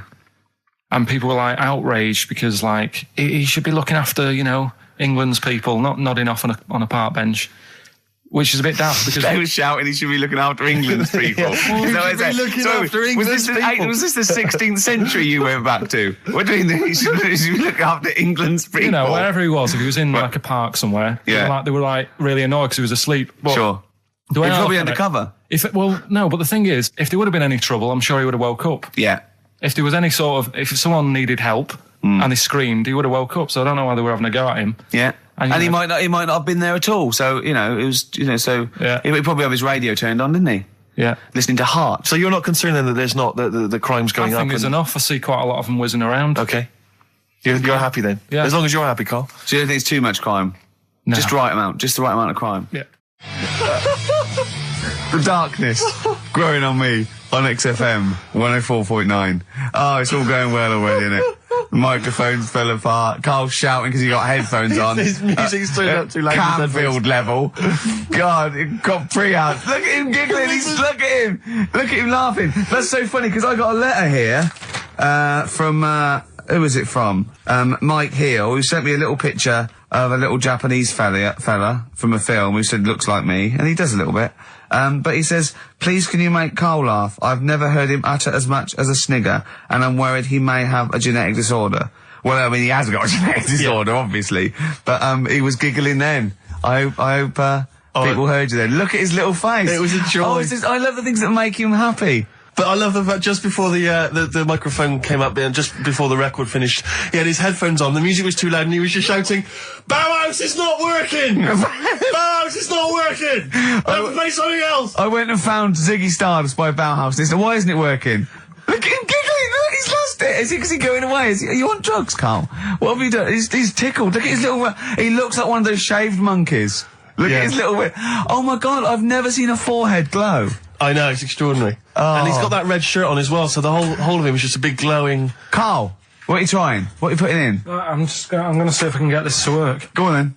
Hang on. Brilliant radio. I hope Dr. Fox is listening because I think he's eating his words right now, Steve. Right, I think I've done it. Well done. That's excellent. Right, what Let's play Bauhaus now and let's try and compose ourselves. This is Ziggy Stardust by Bauhaus. That worked. That worked, didn't it? See, panic over. Calm now. You're on holiday soon, aren't you? Yeah. You got to go off early. Well, about How many holidays have you had? Because I only ever have time off when I'm working, like doing another job, like, you know, filming or something. But you seem to have a lot of holidays, just like, and you were sick as well. You were just like, because you had wet trousers, which is a little bit. Do you not care about the job? I mean, I've got to ask because, you know what I mean? If I was in charge, I'd worry about your motivation or, because yesterday we were trying to work out what you enjoyed doing, and we got to Manchester United and moaning, and that is the two we came up with. I don't know where you get the moaning thing You're from. always whinging. About what? Everything. When did I last have a moan? Just before we came on air. Right, and why was that? I don't know, I can't remember. Because we were in good mood. We were in a good mood, me and Rick. I'll tell you why. Go on. Because you brought a song in at 10 to 1. Yeah. With a load of effing and jeffing in it. Yeah. And saying, can you edit this? Yeah. Yeah. But that's your job. You could have brought it in yesterday. No, I couldn't. Why not? I hadn't thought of it. But why are you whinging? That's your job. And I didn't come in 10 minutes before. It was a good 20 minutes before. It just took you ages because you were whinging and moaning to even get started. I'm not being dragged into this. You are always... I'm on my holiday now. Well, not yet. No, you're not on yet. You're still working. Well, that's what's funny. This isn't even work, right? And yet it should be. Compared to what I do in the week, this is a doddle. Well, that's because you're not putting any effort in, clearly. Where are you going anyway? Where are you heading? Cornwall. Yeah? What's happening down there? Well, there's a monkey world. You're excited about that? We're going to see that. Probably go twice to that. Yeah. Whilst I'm down there. How long are you waiting for? The whole week? Yeah. Yeah. So, This is with your parents, isn't it? yeah. Taking them out. Your father, what do you think your father will be up to? What's he going to be nicking on this holiday? Well, he's, Tin. There's a lot of tin in Cornwall. He's, since they've shut the mines. He's just called Suzanne, said they've got there. Said it's a nice little place. Mm-hmm. There'll be no towels when you get there. So what are you do? What are you to do? Just going to chill out and sort of like go to the pub and stuff? Yeah, like I say, I mean, all I've got planned is probably probably Tuesday and Thursday at Monkey World. What about Wednesday? What are you thinking of Wednesday? Just wandering around? Just sort of think about, you know... King Arthur and that. Where he was down there, wasn't he? I don't know, but I'll tell Where you you going? something. What town? I don't know. I don't know where it is. Suzanne sorted it out. Yeah, she's sorted it out. I heard you on the phone to her saying, well, pack 2 pairs. Poor woman. She's packing your bags for you. Yeah. Right. But, you'd spend more time at home if Steve didn't come in at 10-2 with a rap record with, like, obscenities all over it. yeah, well, we'll play that next week. Well, you didn't even get the job done, that's the thing. We can't even play it because you didn't get finishing time. I'll tell you what, that method man, if he doesn't stop effing and jeffing, it's the end of his career. In my opinion. All this F that and yo Jeff, I'm a Jeff myself. Yeah. Or I'm hanging out with my Jeffs. Yeah. It's terrible. Jeff, and we know you can't put out the J word on XFM. Oh, Mother Jeffer. Well, so we haven't got that, but what we have got... Go on. Monkey News. We've still got a monkey news, have we? That's sorted out. That's coming up. Yeah. Rockbusters. Yeah. Well, last chance. Definitely your last chance this time. You actually improved a little bit last week. You did a couple of good ones. Yeah. Same again this week. And, Cheeky freak? Controversial cheeky freak of the week, where Karl finds a human being with some sort of congenital or imposed deformity, or So and we talk about that in a wry way. Do you think that's big and clever? no, but that's just it. It's never about taking the mickey out of someone, right? It's to make you think. I'll tell you what isn't big and clever. How lucky you are. A dwarf with learning difficulties. Nice. Yeah. Well, We'll explain it to you. That's the forthcoming single from British Sea Power. That's called Carrion. That's nice and retro. That's like end of the 70s Bowie. That's great. On XFM 104.9. That's just some of the records That we've played so far. Do you know what I mean? You've had The Darkness, you've had Bauhaus. It's like, can it get any better, Karl, do you think? like I say, we've got Monkey News coming up. So, Guess what? I lost 400 quid cash this week. Gambling? No, that's tragic. This is why it gutted me. It wasn't even on your gambling addiction. No, I had a photo shoot, I had a suit, and I'd claimed back some expenses, and I'd had it in my pocket. And then when I took the suit home, it must have fallen out in the street or the cab, and I remembered it, and I went every pocket twice. And it was just the fact, I don't think about, oh God, that's terrible, that's a terrible blow. I think, oh God, if I had it back now, it would be free money. Yeah. If I suddenly found it now, I'd have £400 that was just free money. And I had a little nap to get over it, and I was... And you were fine. I was okay. But that was someone just found what a gift that is. Oh. Just, I mean, untraceable. Was it in a money clip? Was it rolled up in a money clip? No, it was just literally 400 quid in an envelope. Oh, and that's so a that, treat. I know. See, I'd always hand it in. I genuinely would, unless I found it in the middle of a forest or something. If it was in a street. Do you know what I mean? No, Because a bear dropped it. Yeah. But I mean, if I found it in a pub or a cab, I'd just hand it to anyone who was rushing through. Yeah, exactly. Yeah. But I'd hand it in. Well, but there's no way, if they found it in the street, there's no way they could do it. You know, it goes to the police station and it sits there for 6 months. But Yeah, exactly. Well, it's not, it's a waste of time, pocket it. But, because when I was younger, I remember being outside a post office once when I was about 10 or 12 and finding a purse and thinking, oh, that's nice. Yeah. And opening it up, there was some money in there and a pension book, and so it was obviously an old lady. I found an address, I sent it to her, and my mum said, you know, you've been so good there, you'll probably get a little reward. She'll probably send you a little reward. Nothing. I got maybe a thank you note, but no cash, no moolah, nothing. Really? And I was livid, because I'd been told that I was going to get a reward. I thought I've been a good Samaritan, nothing. So, many moons later, when I was at university, I learnt from that, and this is the most bizarre thing. this explains a lot, doesn't it, Karl? This is like the Mary Celeste. I went to a cash point to I thought, I can't get my card in here. And I realised there was already somebody's card in the machine. They put the code in, but then they just disappeared. They'd been kidnapped or something. So it was just there, waiting, sitting. He said, what do you want to do? And it gave you a number of options. I thought, interesting. Steal or go to heaven? Yeah, exactly. You went, oh dear. Yeah.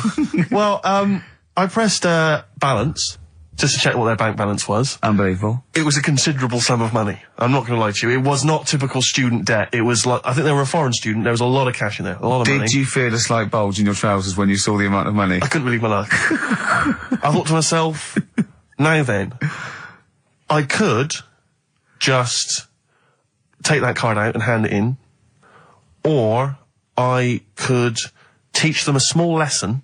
Right. And maybe give myself a reward, because last time I did that, I didn't get a reward. So if I give myself £30, then I'll take the card out. 30? Give myself 30. Yeah. You didn't really? Well, I thought that's a good reward. And I went in, I handed the card in, I took that. Steve, and that's a little reward for me. And I'll tell you this, don't think it's evil, because I went in and I bought everyone a drink. Well, brilliant. Yeah, I didn't tell them I got the money free. Well done. Excellent. So probably gangsters are quite generous with the money they've stolen from other people. Yes, but someone's negligence, Rick, has lent... the thing is this, Steve, right? I believe it, except that buying people a drink, Karl. What do you think? well, I kind of thought that when he said it, but then I thought, but they'll be buying him back. So he's still for up. that, so in a way, he's still a winner. Yeah.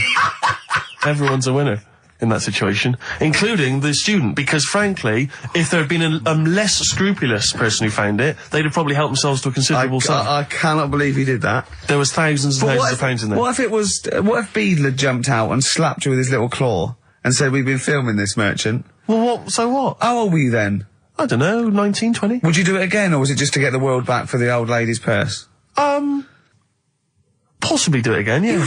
You're joking. Well, you've got to think of it this way. You've got to think of it as there was a lot of money in there, and someone less scrupulous than me would have taken a fortune. They'd have cleaned them out. Whereas I just took a small reward, which I thought was more than enough for someone's negligence. And I've returned the card. They've got the card back. Everything's fine. Think of someone else. I could have gone on a spending spree. I could have been buying stuff, all sorts. Yeah, but it wasn't yours at all. Yes, but they probably would have given me a reward. And because, you know, sometimes people forget or, you know, they don't give you a reward, I thought I should You had take to it go at your myself. dad for nicking a loaf of bread out of a phone box. Yeah, but that's because it's for old people, geriatrics and stuff. How do you know how old was your people who you were robbing from? It was on a student campus. Well, Wow. I thought it was excellent behaviour. I thought it was that's good, honourable incredible. behaviour. That's showing another side to him, isn't it? What would you have done, Karl, in that situation? And tell the truth. I might have helped myself a little bit. There you are. I don't know what this is helping No, yourself but- a bit. Like you say, just sort of, you know, send them back and sort of say, you know, If you find a £1 coin in the street and you can be bothered to bend over for it, then have it. But someone's cash point card or personal belongings. I'd let them know though. Did you send it to them and say, I've service charge included. I've took that out already. No, I handed it in to You the, let them know? What do you mean you'd let them know? I'd say, you know, you're lucky here. Right, I just took, I'd probably said 20, actually. Okay. Because that's just like one note. Sorry, right, okay. You are winding me up. No, I'm not. I mean, not for once. I mean, I know what Steve's like. He is tight, right? He is. And you know that, don't you, Steve? Financially, you mean? Well, no, I mean, just the way you are. You're very sort of, you know, you're not wasteful with your money. I'm careful. No, I'm not wasteful. Absolutely right. No, but to the extreme. Not towards the extreme. Not towards the extreme. No. Look Come after on, the pennies, come on now. the pounds will take care of themselves. Alright? Simple to remember, good advice. Yeah, All right. But the thing is, right, I know that I take the mickey out of you for, like, you know, the way you look and stuff. Sure. Right. Well, I'm right back at you. But the thing is, you can't help that. Absolutely. But I'll tell you something that women don't like, Sure. and it's fellas who are tight with the money. Sure. I'm not frugal with money with ladies. I'm frugal with money with you. Well, I've got no reason to splash money out on you. I've never seen you splash money out. Well, you've never been out with me. Steve, have you ever splashed out on a lady? No, but I hope to one day. The right lady. Play a record. Blur. Out of Time on XFM 104.9. Ricky Gervais, Steve Merchant, Karl Pilkington. Talking of money, Steve. Look at this, right? It's in the paper. A wife has had her beauty insured for £100,000 in case she grows ugly and her husband walks out. Nicole Jones, 26, of Chipping Sodbury, Gloucestershire, says £200 a year, pays £200 a year for a policy. She arranged it as a present for her husband Richard. Her beauty will be judged by a panel of builders. So, have they been selected beforehand, do you think? Do the I insurance don't company know know who they are? I assume they're complete strangers. So suppose, like, in 30 years' time, he looks at her and goes, "Oh, you've lost your looks." She goes, "Well, have I?" Yeah. He goes, "Well, yeah." "Well, have I?" They're calling the panel. Some girls going, Yeah. "All right, get him out for that." Well, never mind that. It's yeah, she's lost it. Right, Well, 100 grand. well, 100 grand coming your way. They stand on some scaffolding. Yeah. She walks by. Yeah, And if they will whistle. that is amazing. Do you think they give her a quote first?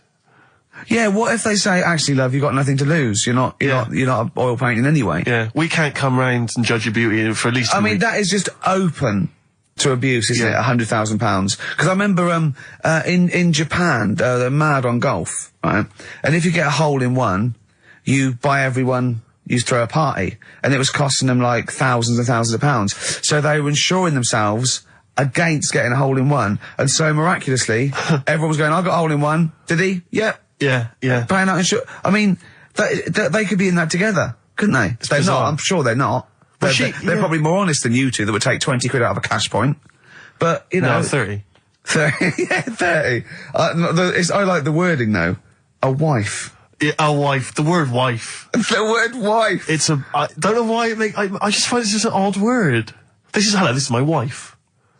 Hello, the wife. Yeah, the wife. My wife. It just seems a word that you have to say if you're 60. You Yeah, go, I know. Have you met the wife? And even then, ironically, unless someone, you don't know exactly, are you married? Yeah, my wife is from, you know what I Yeah, mean? that makes sense, but it's still wife. People go, oh, better get back, I'm meeting the wife for dinner. But especially when you know them. I remember bumping into someone, friends of mine, somewhere at a party, a couple that I knew, and I'd known both of them before they got married.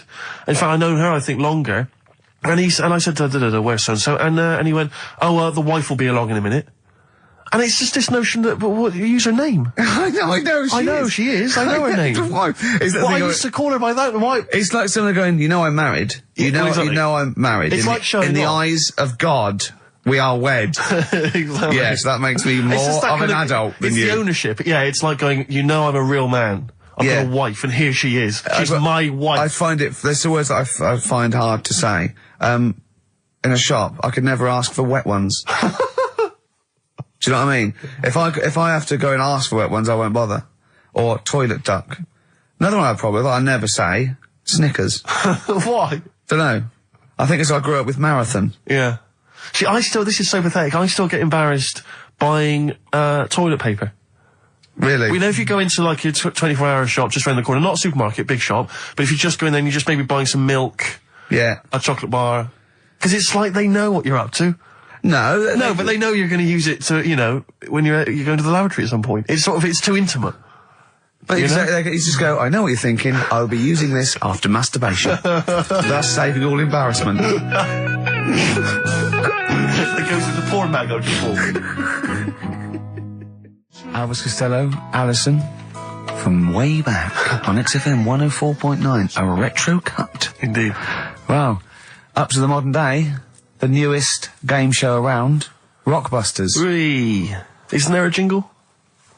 It'd probably be something like, Rockbusters. It would be very, along those lines. I've got to work it out, but I mean, let's go without it for now, and they'll be all ready next week. Excellent. The prizes, once again, sourced by Karl Pilkington. I think it's been in the prize bag before, Karl, but good to see it back. The best air guitar album in the world ever. Do they keep sending it back? Is that just fun? Is that it comes through the window, tied to a brick? Actually, there's a lot of good stuff on there. There's the Kinks. Knopfler? Is there Knopfler? Knopfler, I believe, is on there. Is Clapton anywhere to be seen? Definitely Clapton, I would have thought. A Deep Purple. We got Quo, Skinnerd, Mac, Snake is there, Straits, excellent, and there's all sorts on there, obviously. Yeah. This is always an odd choice, but fair enough. This is the current album by the Yardbirds, their first studio album in 35 years. So the new music station XFM giving away that. Excellent. I suppose it's new music in some ways. A Smash Hits compilation. We got stuff on there. It's Aha, it's Curiosity Killed the Cat. It's all the old favourites. Plus 2 DVDs. Columbo. What Columbo? It's got a couple of classic Columbo episodes there. Suitable for framing. One of the best TV programmes of all time. Why do I get... You can always tell immediately who the villains are. Suitable for framing. I'm assuming that's some kind of art dealer. Yeah. Maybe an artist. Candidate for crime. Presumably some kind of presidential or political candidate. That'd be good, I'm sure. Columbo. I mean... Stab Woman. That was my favourite episode. Stab Lady Wife. I mean, to be fair, I'm not sure why... Who would buy a Columbo DVD? Like, you can't find it on TV. It's on now. It's on now. I guarantee, because someone could maybe email in, is there an episode of Columbo on now anywhere that got cable or digital? I think it will be. Almost certainly. But it is great. And the other DVD here is Cruise of the Gods, which was the one-off TV kind of film, comedy film that was on at Christmas, featuring Rob Brydon and Steve Coogan. It's good. Williams. So, there's a few gifts there. Not bad. Not bad. Right, now we get to the real deal. Okay, this is what everyone tunes in for. This is Monkey News, I think. Not the music. Go on. Well, here we go then. Yeah. 3 cryptic clues and just work it out. Cryptic, but easy as that. Email in. It's email in. Right. Well, what's the email address? Ricky.Gervais@xfm.co.uk. Well, don't say that I know it or care. I think. So the first one, he's got American coins all down his spine. Right? He's got American coins all down his spine. What band's that? What artist is it? Email in. What does it begin with? What?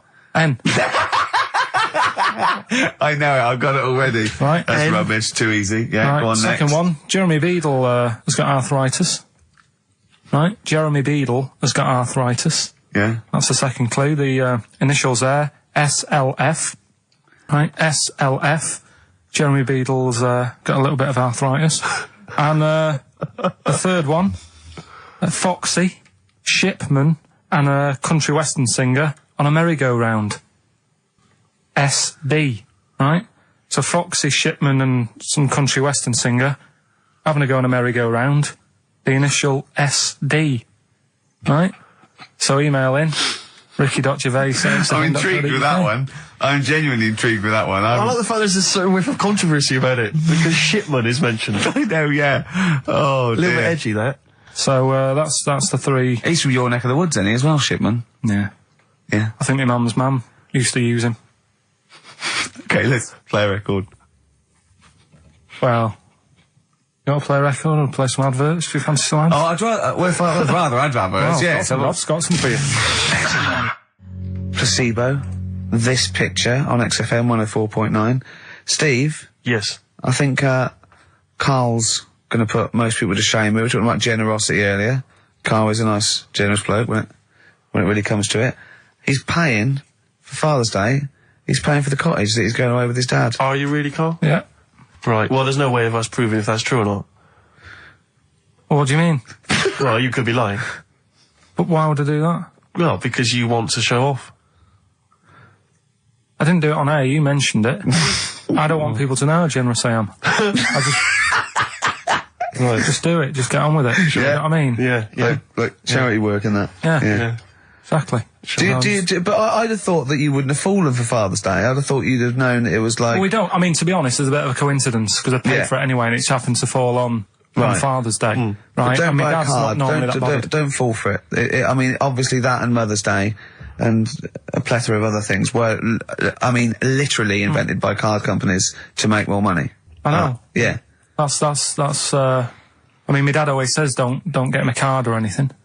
Because he hates it. With all these things that I'd like, rip-off times, really, just ripping people off. Yeah.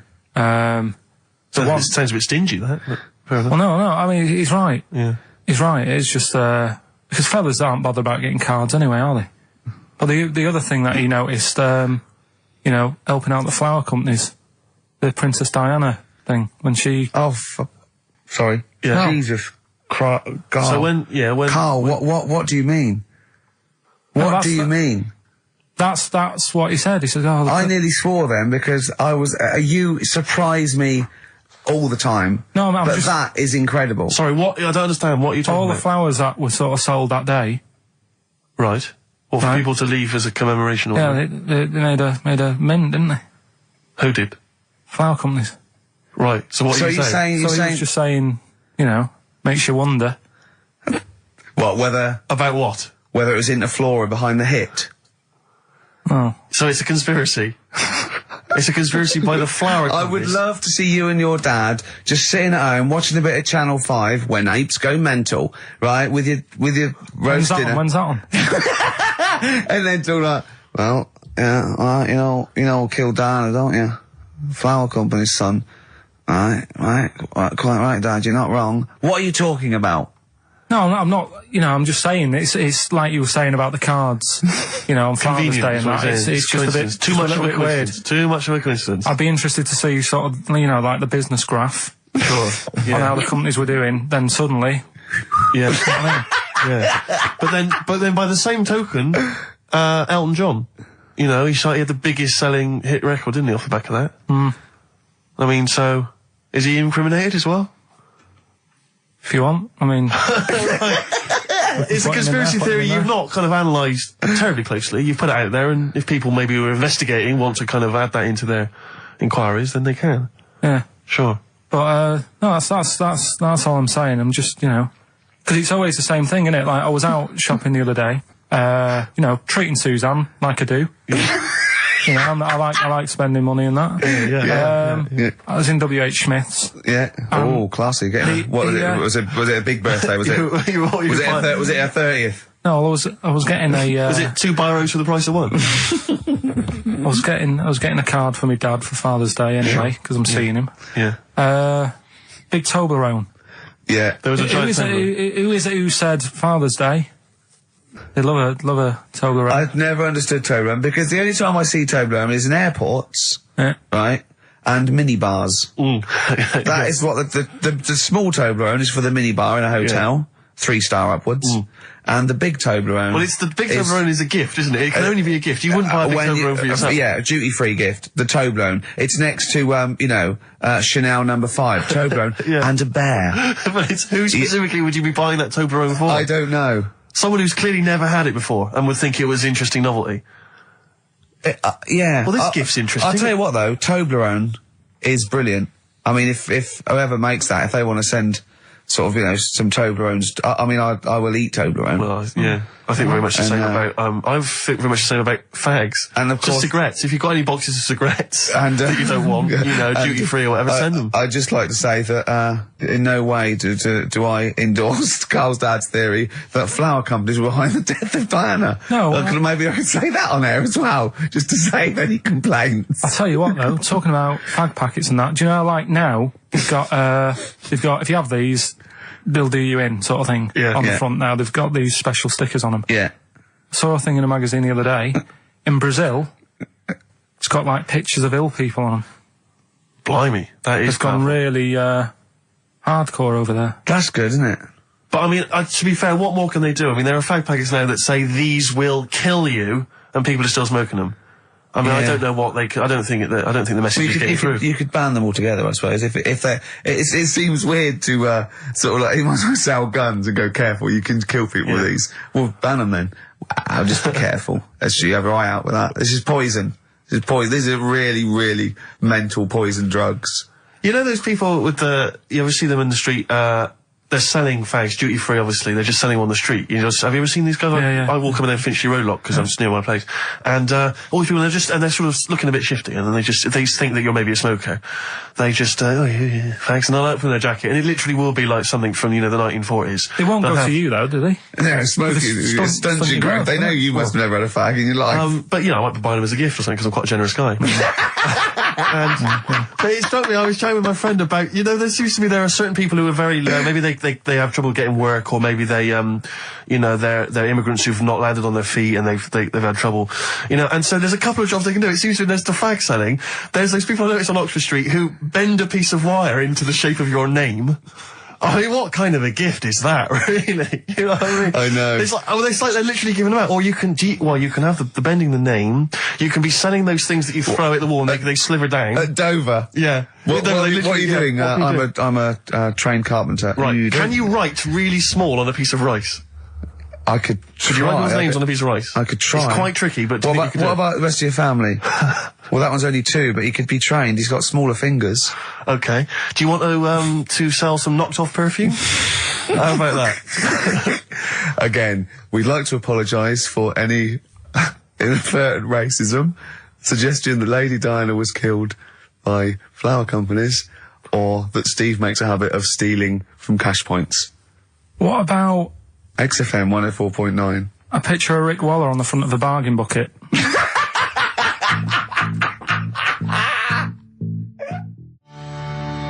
Red Hot Chili Peppers, universally speaking, on XFM 104.9. I'm Ricky Gervais.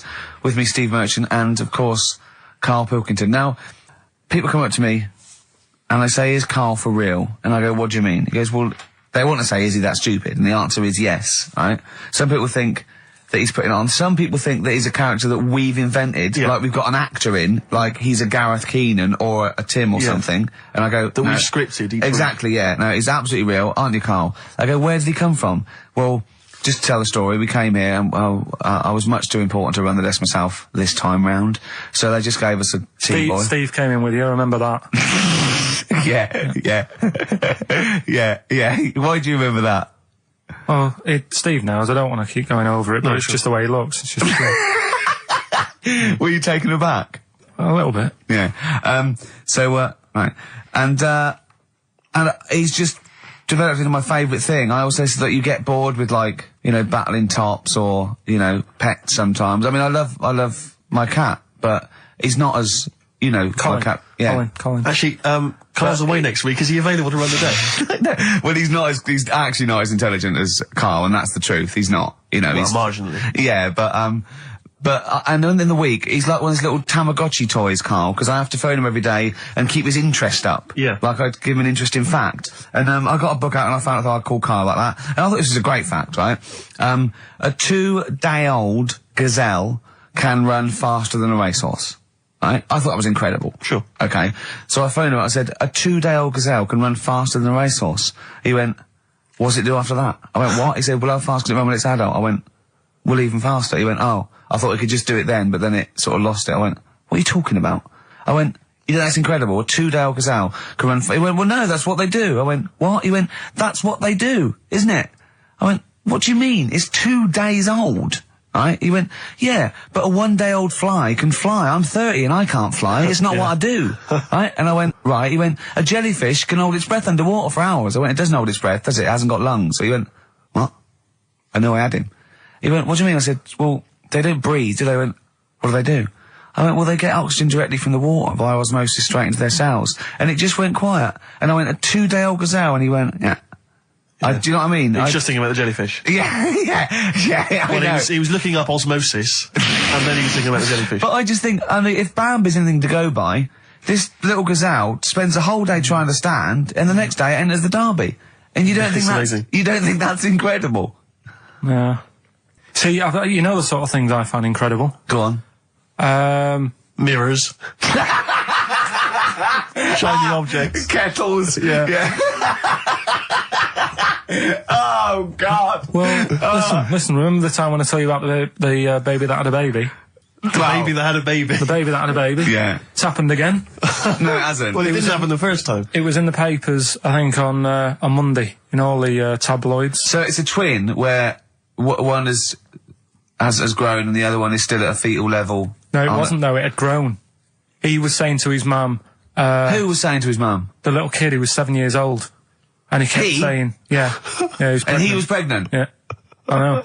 What do you mean? And he was saying to his mum, oh, God, I don't feel well. And, like, his belly was all swollen, and they thought he'd just been eating cake or whatever. And he was saying, I can feel something moving about, and they were like, stop messing about, there's nothing wrong with you. Eventually, I think he was in gym at school. In gym? What, Jim was pregnant with him? Oh, no, it was like a Russian doll. He was at school, right, just about to do sit-ups or whatever they do at school, right? Yeah. And flew out across the room. Teacher goes, you're a bit fat. You look a bit pregnant. And so best to the doctors took him, said, you're 7 years pregnant or something like that. What? What? Or something like that? You're 7 years pregnant. Or something like that. You say to the doctor, Carl, why don't you think about what you say before you say it? See the reaction I get. Now, the gazelle, I didn't get excited like that. 7 years pregnant. Send it in. If someone's online at the moment, just having a look around, it happened on Monday or Tuesday. Because I told you at the pub quiz, didn't I, Steve? I said to you, I know the baby's had a baby. Yeah. And you were like, yeah, whatever. Well, I just thought you were talking nonsense as ever. Well, we'll find out. You're 7 years pregnant. Yeah. You're a fool. Play a record. Well, we've still got stuff coming up. Monkey News? Rockbusters answers. We'll have to get that out of the way soon, because we've got to get out of it. Have we got a cheeky freak of the week? Yeah. Brilliant. America by Simon and Garfunkel on XFM 104.9. I'm Ricky Gervais, and I understand I'm about to read my words, Steve. Well, once again, there's always someone, and it looks like it's Mike Lamb who has come to Carl's rescue. Lambo's let me down then. Doctors have removed a 4-pound baby boy from the stomach of his 7-year-old twin brother. Yeah. Alan Jan Niamatilev was born with the freak fetus growing inside him. For 7 years, it lived like a parasite until a school doctor became alarmed about Alan Jan's bulging tummy and took him to hospital. Surgeons who gave him a scan operated immediately, unaware that the baby was attached to the boy's blood vessels and still alive. They saved Alan Jan from certain death, but knew the 8-inch fetus was doomed. So there we are. Boy pregnant with his own twin brother by Barbara Davis. That was in the Mirror, apparently. So I've read on, and all the facts are right. They took him to the school. The parents didn't realise. And that isn't even this week's Freak of the Week. I mean, that's you got that for free. You've got that. You can have that. That's the free freak of the week. Free freak. That's giveaway. That's like 13.5% extra. Yeah. You know what I mean? That you might get with hairspray or something. So that, I mean, if that's just the throwaway freak of the week, there are 2 freaks of the weeks. there, if those two figure, I can't wait to see what the actual Freak of the Week is that people are paying for. Is it incredible, Karl? I tell you what, something else you can have for free. Go on. Another sort of freaky thing, right? I was watching this program in the week. Right? What? I don't know what it was. But it was about, I just saw this little fella on it, right? What do you mean, little fella? He was doing this history thing. Oh. Right? Yeah, I know what you mean. So, is this he's found out that a Viking was a bit like him? Yeah, that's it, yeah. He was boneless or something, or he's... Well, that's the weird thing. What do you think of that, Steve? He's what? He's boneless? No, he was called Harry the Boneless or something. Yeah, but you know what you're going to get there, don't you? That's what I mean. Always have a name, Elephant Man, you know. Harry the Boneless. Where is he? You know what I mean? I'm meeting someone, waiter, what's his name? He's called Harry the Boneless. He's over there flapping around. Yeah. He's over there in the bucket, having noodles. That's what I mean. But, do you reckon you could do that? Do you reckon you could have your bones taken out? I love talking to him! He's brilliant, it's like talking to a 5-year-old. I was asking Suzanne when she was watching it, and she was like, ask me later. Yeah, brilliant. She wanted to know about, What did you said? You were watching this programme about history, right? About Vikings. Like you turned to your girlfriend and said, do you reckon you could have your bones taken out? Yeah. I love that. I mean, that is why you are my favourite. What do you mean you think you can have your bones taken out? Firstly, why would you have your bones taken out? If you've only got a small flat or something, and there isn't much room. Yeah. Right? And what I mean is, would all your organs still do the stuff? No, they wouldn't. You'd just be mush. Listen, I'll teach you something now, right? The skeleton, right? Spam. Yeah? Support, movement, anchorage. No, support, protection, anchorage, movement. Spam. That's what the bones do. Yeah? You couldn't stand up. You wouldn't be protected because they protect his rib cage, skull, of course. Anchorage, everything holds onto it. Every muscle is tethered to pull against something, like a crane, a pulley system, so you wouldn't be able to move at all.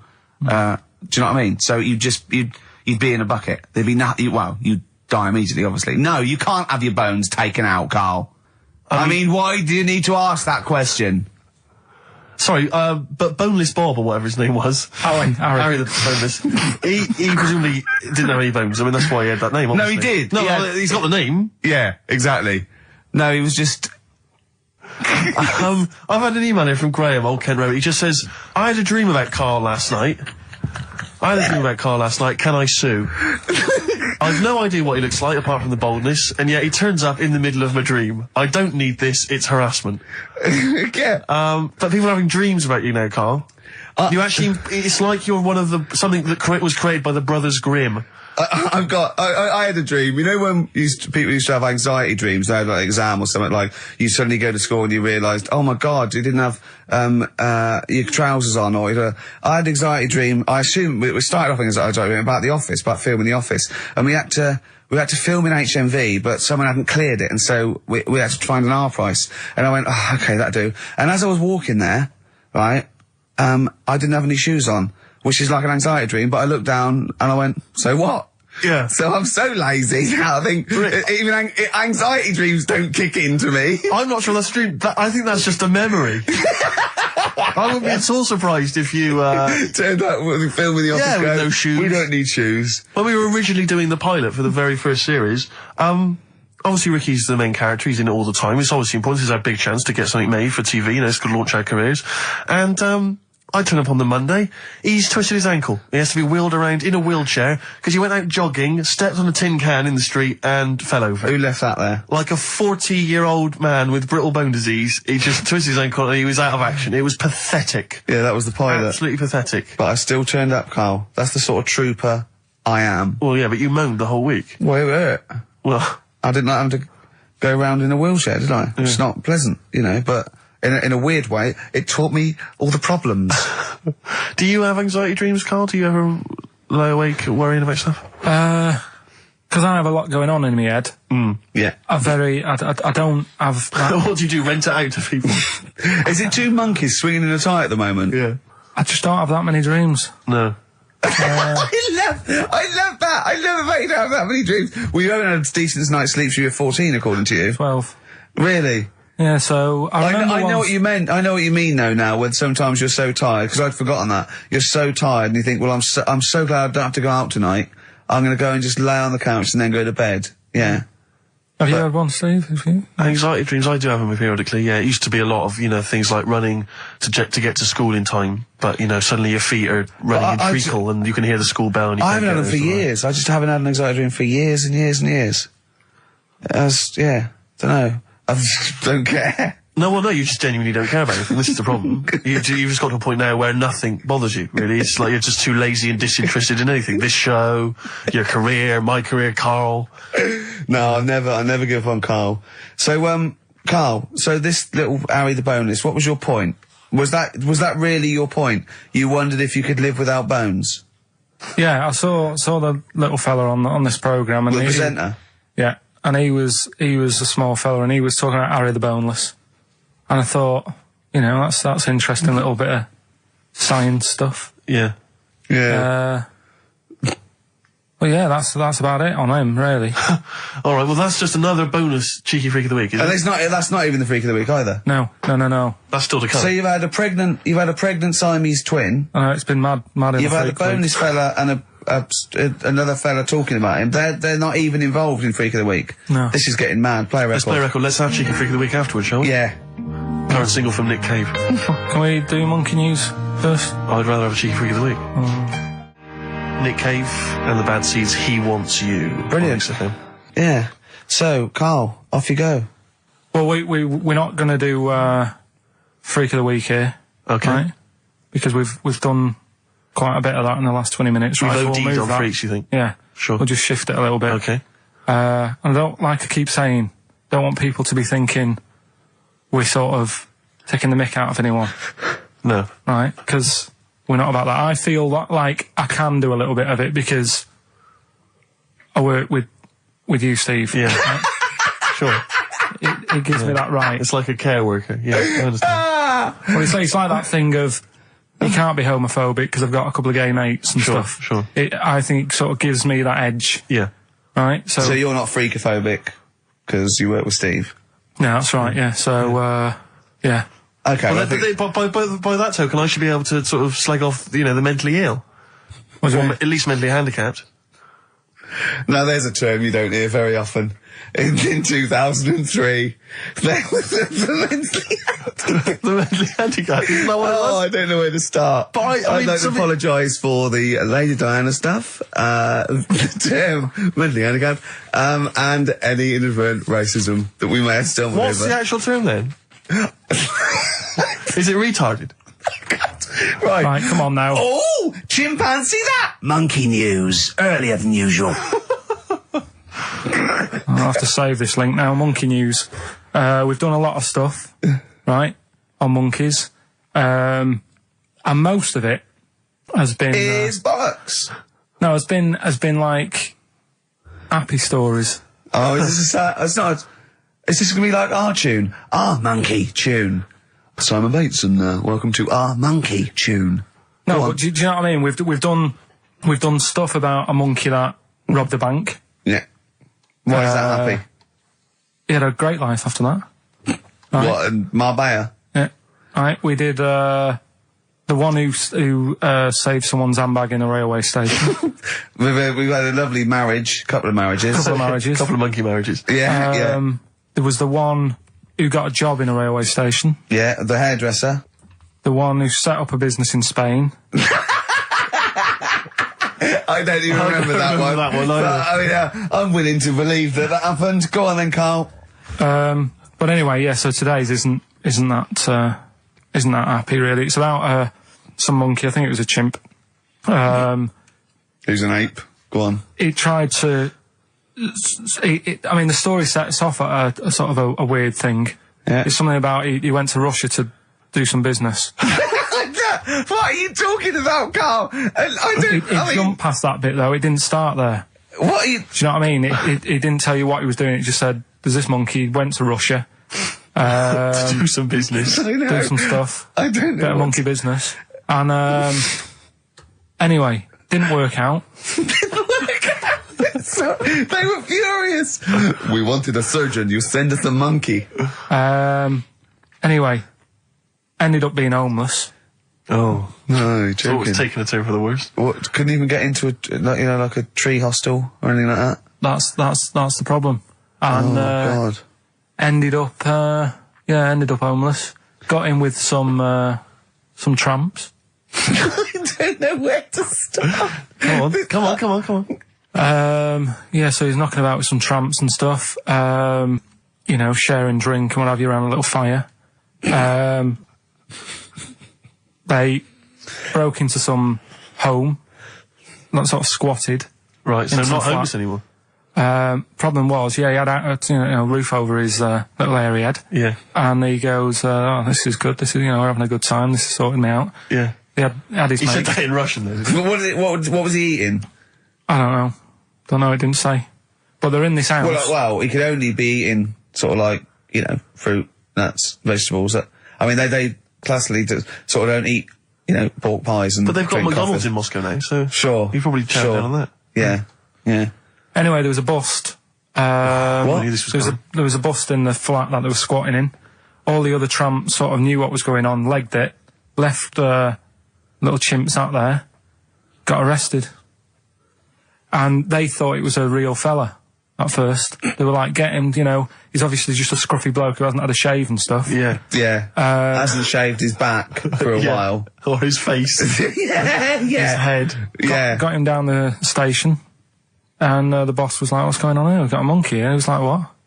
So you arrested a monkey? Well, so the arresting officers hadn't noticed all the way to the station that he kept slipping out of the handcuffs and was going for the entire journey. They didn't notice till they got there. What, did they put a hood over his head maybe and just like, I don't know. I'll give you the story if you want. There's the headline. What is it? What's the headline, Steve? I don't want to see it, but... The headline, this is once again from supposedly reputable news organisation Ananova, homeless monkey arrested in Russia. Did you read on, or did you see the headline and make up that whole story? It's most of it is there. What isn't there? What bit isn't there then? I think Steve can have a look over it, check it out and stuff. Point out the embellishment for me, Steve, will you? Well, what it doesn't say is that the police didn't realise it was a monkey. That's what I was guessing. Really? That they got it back and they said, what are you doing? We've got a monkey here. And they go, yeah? Yeah. Oh, God. There's some more monkey problems in the week. Have you seen the Alfords advert with monkeys in? No. There's a new advert out for Alfords selling bikes and stuff. Yeah. It's got some monkeys in it. It's caused an uproar. Why? People are saying it's, dressing them up in tracksuits and that is, Taking the mickey out of Manchester. it's not nice for the animals and that. So there's been loads of But complaints they get a about free it. bike or something, do they, I imagine? I think they kept the tracksuits. Yeah. But, Shall I that's record the after thing, this though. cheeky freak of the week? No, I'm just saying we're not doing this to sort of, again, take the mickey out of the animals and stuff. These are true stories and that. But yeah, coming next, Freak of the Week. Kings of Leon, Red Morning Light on XFM 104.9. I'm Ricky Gervais, with me, Steve Merchant and little Karl Pilkington. Getting excited because it's a special time of the week where he gets to talk about a cheeky freak of the week. Well, just get Rockbusters out of the way, right? Because I've got to put these prizes in the post bag now, so I'm shooting off. Yeah, because you got to go early. So I don't know how you do your job. You went to Manchester, you went to Madeira, you had a day off because your trousers were wet and you had a cold, and now you're shooting down to Cornwall. You're leaving early. How do you get your work done? And you've got one job. Me and Steve have got loads of things to do. I'm fast at me work. Like I said, the prize is ready and packed up. Here. No one's being affected by me shooting off early. Right? Okay. So, Rockbusters answers, got to get them out of the way a bit earlier. Right? So, here they are. First one. He's got American coins all the way down his spine. Yeah. Why would that be? Right? Initial was N. Nickelback. I got all these. I got all these this week. Right. Second one, Jeremy Beadle has got arthritis. What's going on there? Stiff little fingers. SLF, stiff little fingers. Yeah.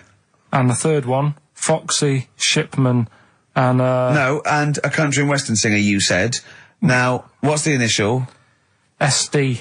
Yeah, so Spin Doctors. Yeah, I got that. And then I said to you, why is it a country and western singer? And you said Dr. Hook.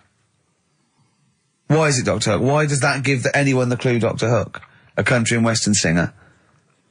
It's just what was in my mind when I thought. Well, there we are. There you go. So it was change this to Rockbusters or What Am I Thinking? You could have had Dre. What's in my mind? You could have had And the Medics. All right? Just think it through. Who's the winner? The winner, very lucky, Sandra Cassidy of Leon C. She gets all those great prizes. You know, we've actually had people emailing in saying, this is the worst Rockbusters ever, because it was too easy, it was boring. Oh. This is just, don't shoot the messenger. Oh, dear. Other people saying, it really has run its course. Some people genuinely agreeing with Ricky. Oh, Carl, this must hurt, mate. Stinging attacks on you. Some people just slagging you off generally, saying that you whinge all the time. Looks like Steve was right when he sort of like poo-poos your ideas. So when he wheezed on your bonfire. Someone else, I swear to God, someone else emailed in and said, don't bother sending me the prizes, take them to a charity shop, or pawn them, give me the money, I'd rather have it. So I don't know what to say, Carl, I just wonder if it really has run its course now. Alright, well, we'll see what you come up with next week, then. Let's see what you do, let's see what you come in with. Sure. Oh, yeah. At 5-1. I'm guessing you'll be popping in with another hip-hop track. Full of effing and jeffing. Well, again, no, I won't bring it into you, I'll do it myself at home, because obviously that makes it easier. Obviously you can't cope. Oh, dear. Are you actually going to be here next week, or are you still going to be in Cornwall? No, you see, there again, I'll be back in time. Oh. And in the week, when I go to, Cornwall, see the Monkey World. Yeah, you're 2 days past the Monkey World. That still work. Yeah. That still work. What? You're going to interview some of the monkeys? I love that. I love that. You were going, could a monkey live without bones? And so I'm going, Carl, shut the please, just look at the monkeys and eat your ice cream. And that's work, is it? Right. Right, are we having Cheeky Freak of the Week? Do you want to do it? What time have you got to shoot off? Could do with shooting off sort of soonish, Okay. to be honest. This is not radio. Have you ever heard that on a radio show? Chris Tarrant going, I can't shoot off right now. I couldn't get a later train. I know! Why did you get a later train? There isn't a later train. So I couldn't get to Cornwall tonight if I had to. If I had to finish this show, I couldn't possibly get to Cornwall. Rubbish. Of course there's a later train. Oh, I've booked it now anyway. Right, well that's the point, isn't it? Yeah. You've not thought it through. Whatever. I don't think the show's lost anything. I think we've still had the, Freak of the Week's coming up now. Oh, Cheeky Freak of the Week. Right, well, we've had some interesting things we've been looking at. This week, it's about the strangest couple that ever got married.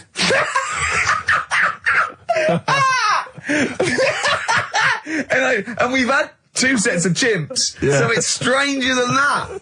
Oh, it's not Dale Winton and Nell McAndrew, is It's it? not your parents, is it? Well, we're going back again to I think this is about 19... Something like that. 1940. Yeah, whatever. Yeah, whatever. Yeah. Strangest couple, a fella, right? He had the skin of a lizard. He had the skin of a lizard, okay. And the woman who he Which he married... used as a condom. The woman who he married. Yeah. Airiest woman ever. Right. And that was their act. They used to tour the world, and they'd say, it's like, a couple who've met, they're having a great life. Let's get them out on stage, here they are. And they'd What do you mean he had the skin of a lizard, first of all? That's what he said. He had some sort of, some illness. So he was called Lizard Man, and you like that because it was good description. I thought that's good. I'm here. Hello. We've booked a table for 2. Who are you meeting? I'm meeting Lizard Man. Oh, he's over there. Yeah. You know he is, right? Yeah. I'm meeting the hairiest woman in the world. She's over there. Yeah. Yeah. So what did they do for their act? Now, bear in mind that we had some Siamese twins last week, and their act was having a bath. Yeah. So I hope it's an improvement on that. What did Lizard Man? He came out and ate some flies, did he? I don't really know. I just think they stood there on that. Yeah, when you read this and it goes the most interesting fact ever, Lizard Man, and you go, that's enough. That's enough. I can extrapolate from that. Well, straight away I start thinking. I'm thinking, right. I wonder if they got the wedding photos. Right? And then, like you said, that they had a kid. Oh, what would that be like? Exactly, that's it'd what be I like was an thinking. ostrich, wouldn't it? It would sort of like... That's what I was thinking. What did you think it would come out like, the baby? I didn't think what that looked like. I just was thinking, oh, parents' evening. Do you know what I mean? You wouldn't want them coming up to the school, would you? So, Well, that's the little problem. Johnny, who starts off relatively normal, he's quite good at, he's good at nature, Yeah. isn't he? And his mum and dad come into the room and they'd be looking round, wouldn't they? Well, it's always like that thing at school when, like, you find out your mate's mum and dad are really old. Right, Have you ever seen that? Yeah. When you go, your gran and granddad bought you? Yeah. The mum and dad. Yeah. And you go, oh. It is weird. What's that we're talking about? He calls him mum. What was that? Oh, sorry. Do you know what I mean? Yeah, And no, like- that's always strange. If you had Godzilla and King Kong as your parents, Yeah. and it was they're like you always say, fighting. They're always fighting, and like you say, you're in a school play or something, you wouldn't tell them, would you? You wouldn't want them coming out with a video camera. He didn't tell his parents he was in the... When we were, Well, exactly. You did Little Donkey, you didn't tell your dad, did you? And he came along and videoed it. Yeah. Was kept that- it quiet, don't want them to know anything. But you didn't... What was it was meant to be playing? You had a little drum, didn't you? Yeah, I was doing, I had a little drum. I think I was meant to be playing We Three Kings. Yeah. But, he started doing Little Donkey and I thought I can add a touch to this. Sure, you improvise. Started playing along. It was like loved the first Yeah. remix, wasn't it? It went down well. But yeah, that's all I was thinking with, the Freak of the Week this week. That's what I'm saying about Freak of the Week. It's to get people thinking, right? Thinking how lucky they are. That, they don't have to... Comb their face. What are you talking about? What do you mean? Freak of the Week is to let people know how lucky they are. Just... What about the little freak you're talking about? What are they thinking? They're going, oh, he's talking about me. I'm a little hairy lizard man on a stick. Pop in, give us a call. I thought, that's what I'd like to do on a TV programme. That's what I want to do. I want to go and, meet these people and say, right, let's just go shopping. Let's, we'll film what your normal day's like. Yeah. Let's pop out. Nip into Sainsbury's or whatever. Yeah. Buy a comb. Park whatever. right up close to it. You know what I mean? Yeah. So what you're saying is you just want to get a little message out there, which is that there's always someone worse off than you. Well, there's proof of that in this room. You know what I mean? Oh, Carl, when's your train? In a minute, I'm going to get going now. I'll see you later. Thanks, Carl. Brilliant. What are you playing? You can play a song? Kirsty McCall. Yeah. I'll see you later. Kirsty McCall, New England. Karl Pilkington has left the building. He's rushed away. He's on his way down to Cornwall. And we're left by ourselves. Indeed. In the room. See, if we can do this... If we can press all the buttons and not make any mistakes, strictly speaking, there's no need for Carl. I don't mind if we make mistakes. Well, no, exactly. We never worried in the old days. No, did we? sure. I think Carl is going to love Cornwall. Because I think, one, the mayor is probably an animal. Yes. And I imagine the townsfolk think like Carl. Yeah. Do you know what I mean? I Yeah. imagine he'll stay there. He'll be made king. Have you ever seen Return of the Jedi? In Return of the Jedi, the Ewoks, the little furry creatures, they see C-3PO, and because he can talk and he can speak their language, they actually elevate him Oh, he's to godlike back. status. What are you doing here? Hooray! He's back. What are you doing? You could have stayed till the end. I'll see you later. What are you Right, doing? what are you doing? Right. Right, well, there he is. He's on his way Yeah, down to if Cornwall. you're listening online in Cornwall, I mean, I can't imagine that's ever going to happen. But, on a clothesline with a bean tin at one Exactly. end and Yeah. a big bean tin in London. Or if the I'm cool in London. yeah, or if the foil helmet you wear to fend off laser rays from aliens out of space are somehow picking up the show, then Carl's on his way. Look forward to It'd the bold fit in one. because he's got a sort of the obligatory sort of red face that would go well down there now. Because I think he's been out in the sun, or he was pre-boiled when he came in. But he's rushing down to Cornwall now, going from Paddington Station. So If you're in the Paddington Station area, you want to pop down there and sort of wave him off, then do. Yeah. Don't be afraid. that's not a dirty sexual act. Wave him off. Yeah, I'd love to wave him off. And call in the week as well, carl.pilkington@xfm.co.uk. Send him anything. Just clog up his email. Yeah. I mean, because he gets stressed at work. So if you can send him 3 or 4 emails each Yeah. over the next week, so he's got to read them all. But disguise them, don't make them look rubbish. So at least he's got to sort of open them and look at them. Or, some of them might be correspondence, so he will. It's, just phone his line as well. Just ask for XFM, ask Karl, and leave long messages on his voicemail. Yeah. So if you can just for us, just for me and Steve. Remember, it is mine and Steve's show. Karl is merely like the icing on the cake. Yeah. If Karl can come back maybe next Friday or Saturday or Monday, whenever he comes back, to about 250 emails and 200 voicemail messages. If you put down, when it says what's the name of the message, the title of the message, if you put monkey news or monkey information, he'll have to open it then because he'll be intrigued, even if it's not about monkeys. Yeah. Do that anyway. Yeah. Voicemail messages. Leave them long. I like this information. Disguise it so it might be important. Yeah. Just so he has to listen to it. I wish I'd give his mobile out, but that is just too cruel. But anyone can get him at XFM, and of course we've given out his email before. So I mean, go mental. There are plenty of ways to torture Karl Pilkington. I mean, we're doing all we can on a Saturday, but we're only two people. But we're only two men. You know what I mean? So listen, go berserk. We'll be back next Saturday, and we'll leave with song for the lovers, song for the ladies, whatever. It's a beautiful track. A song for the sunshine. Song for the Sunshine. It's Lily White by Cat Stevens. And we've done it. We don't need Karl. Definitely not. See you next week, Rick. Bye. Well, here we are again, XFM, on a Saturday. Just gone 1 o'clock, Steve, if I'm very much mistaken. But we're not here. No. As such, we're away again, gallivanting around. We've got to do the special sort of best of again. Okay. Which we did a few weeks ago. So this is the best of the last 3 weeks. Which I think is the best 3 weeks we've ever had. But I'd like it condensed into 2 hours. Yeah. Yeah. Some great music as well in there. Yeah, there'll be some great music, interspersed with fine chat that you've already heard. Yeah. Except this bit. This bit's new. We've actually, out of the kindness of our heart, we've come in last week. Yeah. Yeah. And we've done a few clips just because we felt a bit guilty about shooting off. Yeah. I mean, even now, having heard this link, I'm beginning to wonder if it was worth our time. Yeah.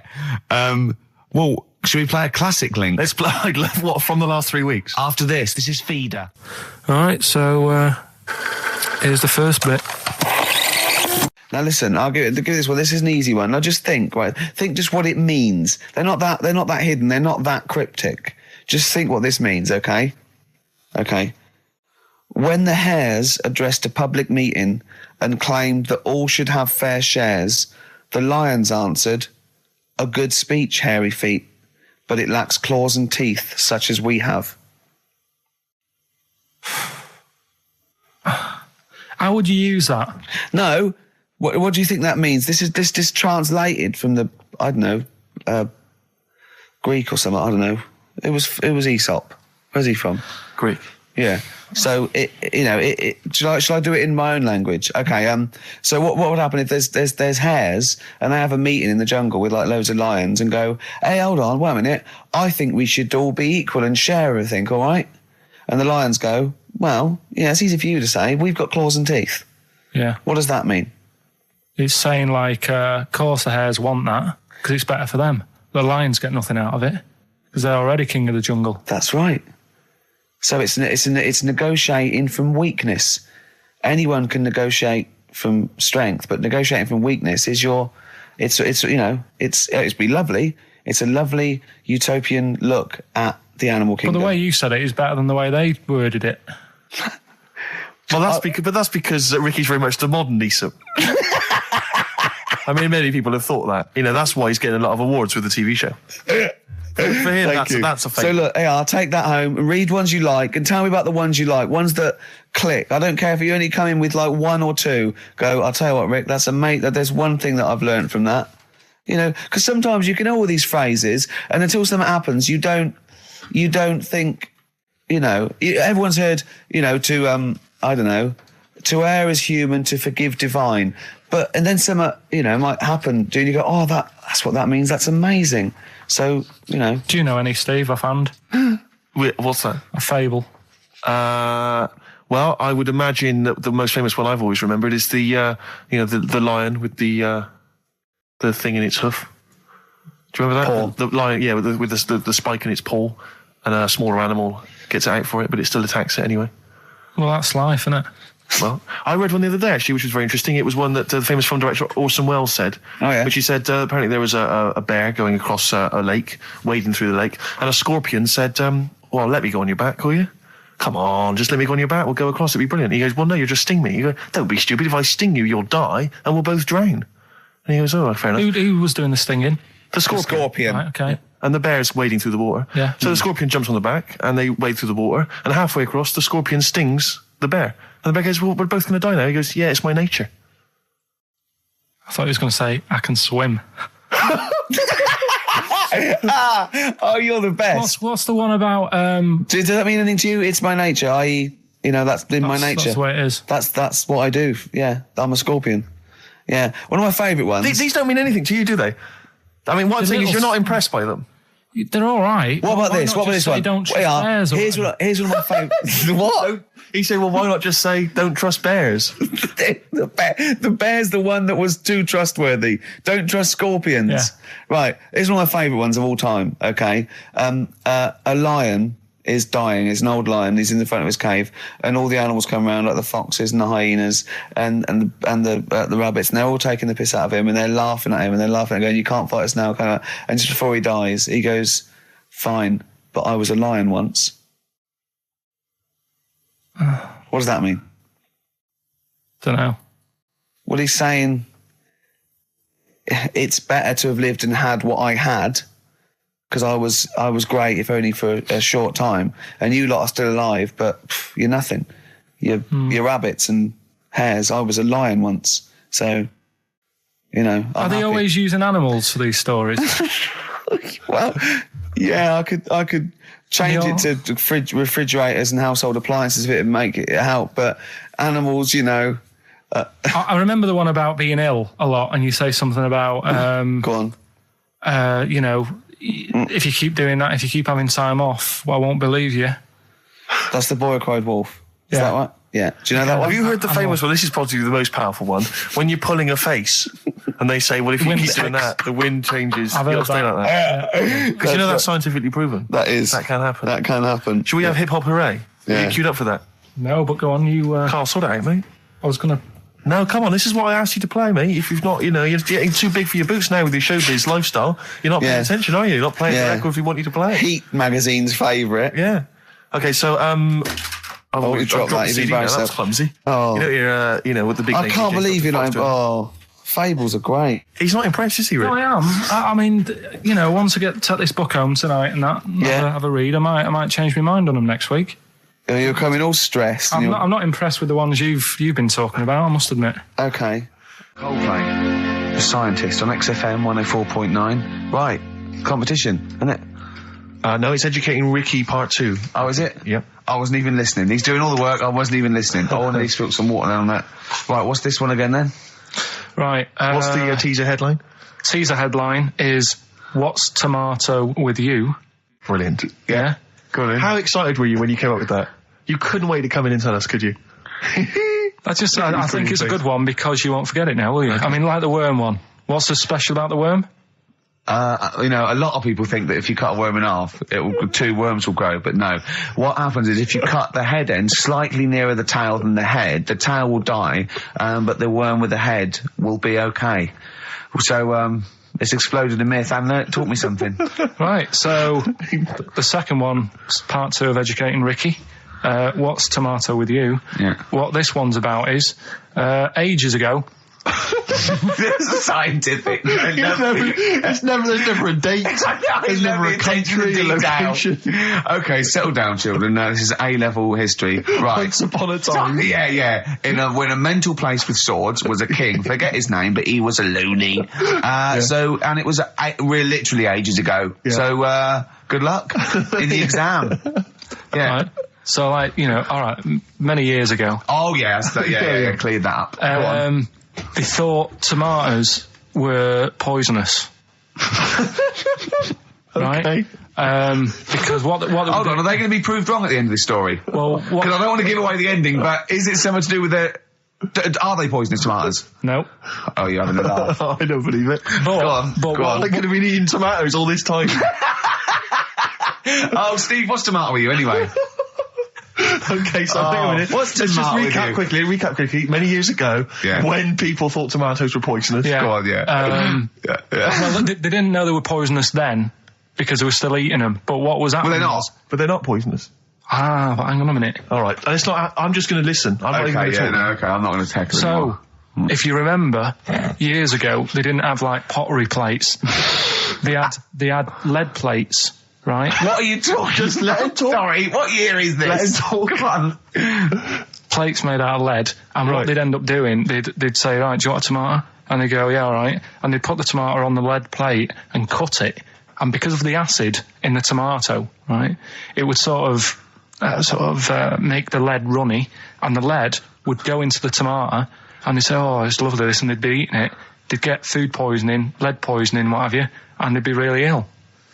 So they thought tomatoes were poisonous, so they didn't eat them for many years. And when then you say someone said, they, do you this mean the didn't people happen. of Narnia? Yeah, this didn't happen. Where was Carl. this happening? Sort of in Britain and that. You put him on the spot there. Oh, I hope there's no uppity pupils at this school when they go, what do you mean, sir? Oh, if you're going to... Oh, I'm fed up with you. Do you understand?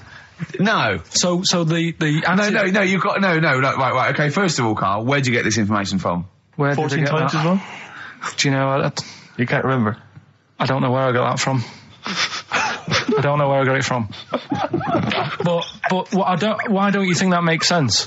But what? Someone once got lead poisoning from a tomato. Not just one, loads, and then all of a sudden. No. Why is this educating me? Because I'm telling you that tomatoes, you I eat them. can't take anything away from this. I don't know what to take away from this. What have I learned? What have I learned? Don't mix lead with tomatoes. Why is this educational in any shape or form? What are you telling me? A long time ago in the land of Glunk, right, where the ninnies did slib, right, they thought tomatoes were poisonous because they ate plates of lead. What are you talking about? Yeah, but we all know tomatoes aren't poisonous. Is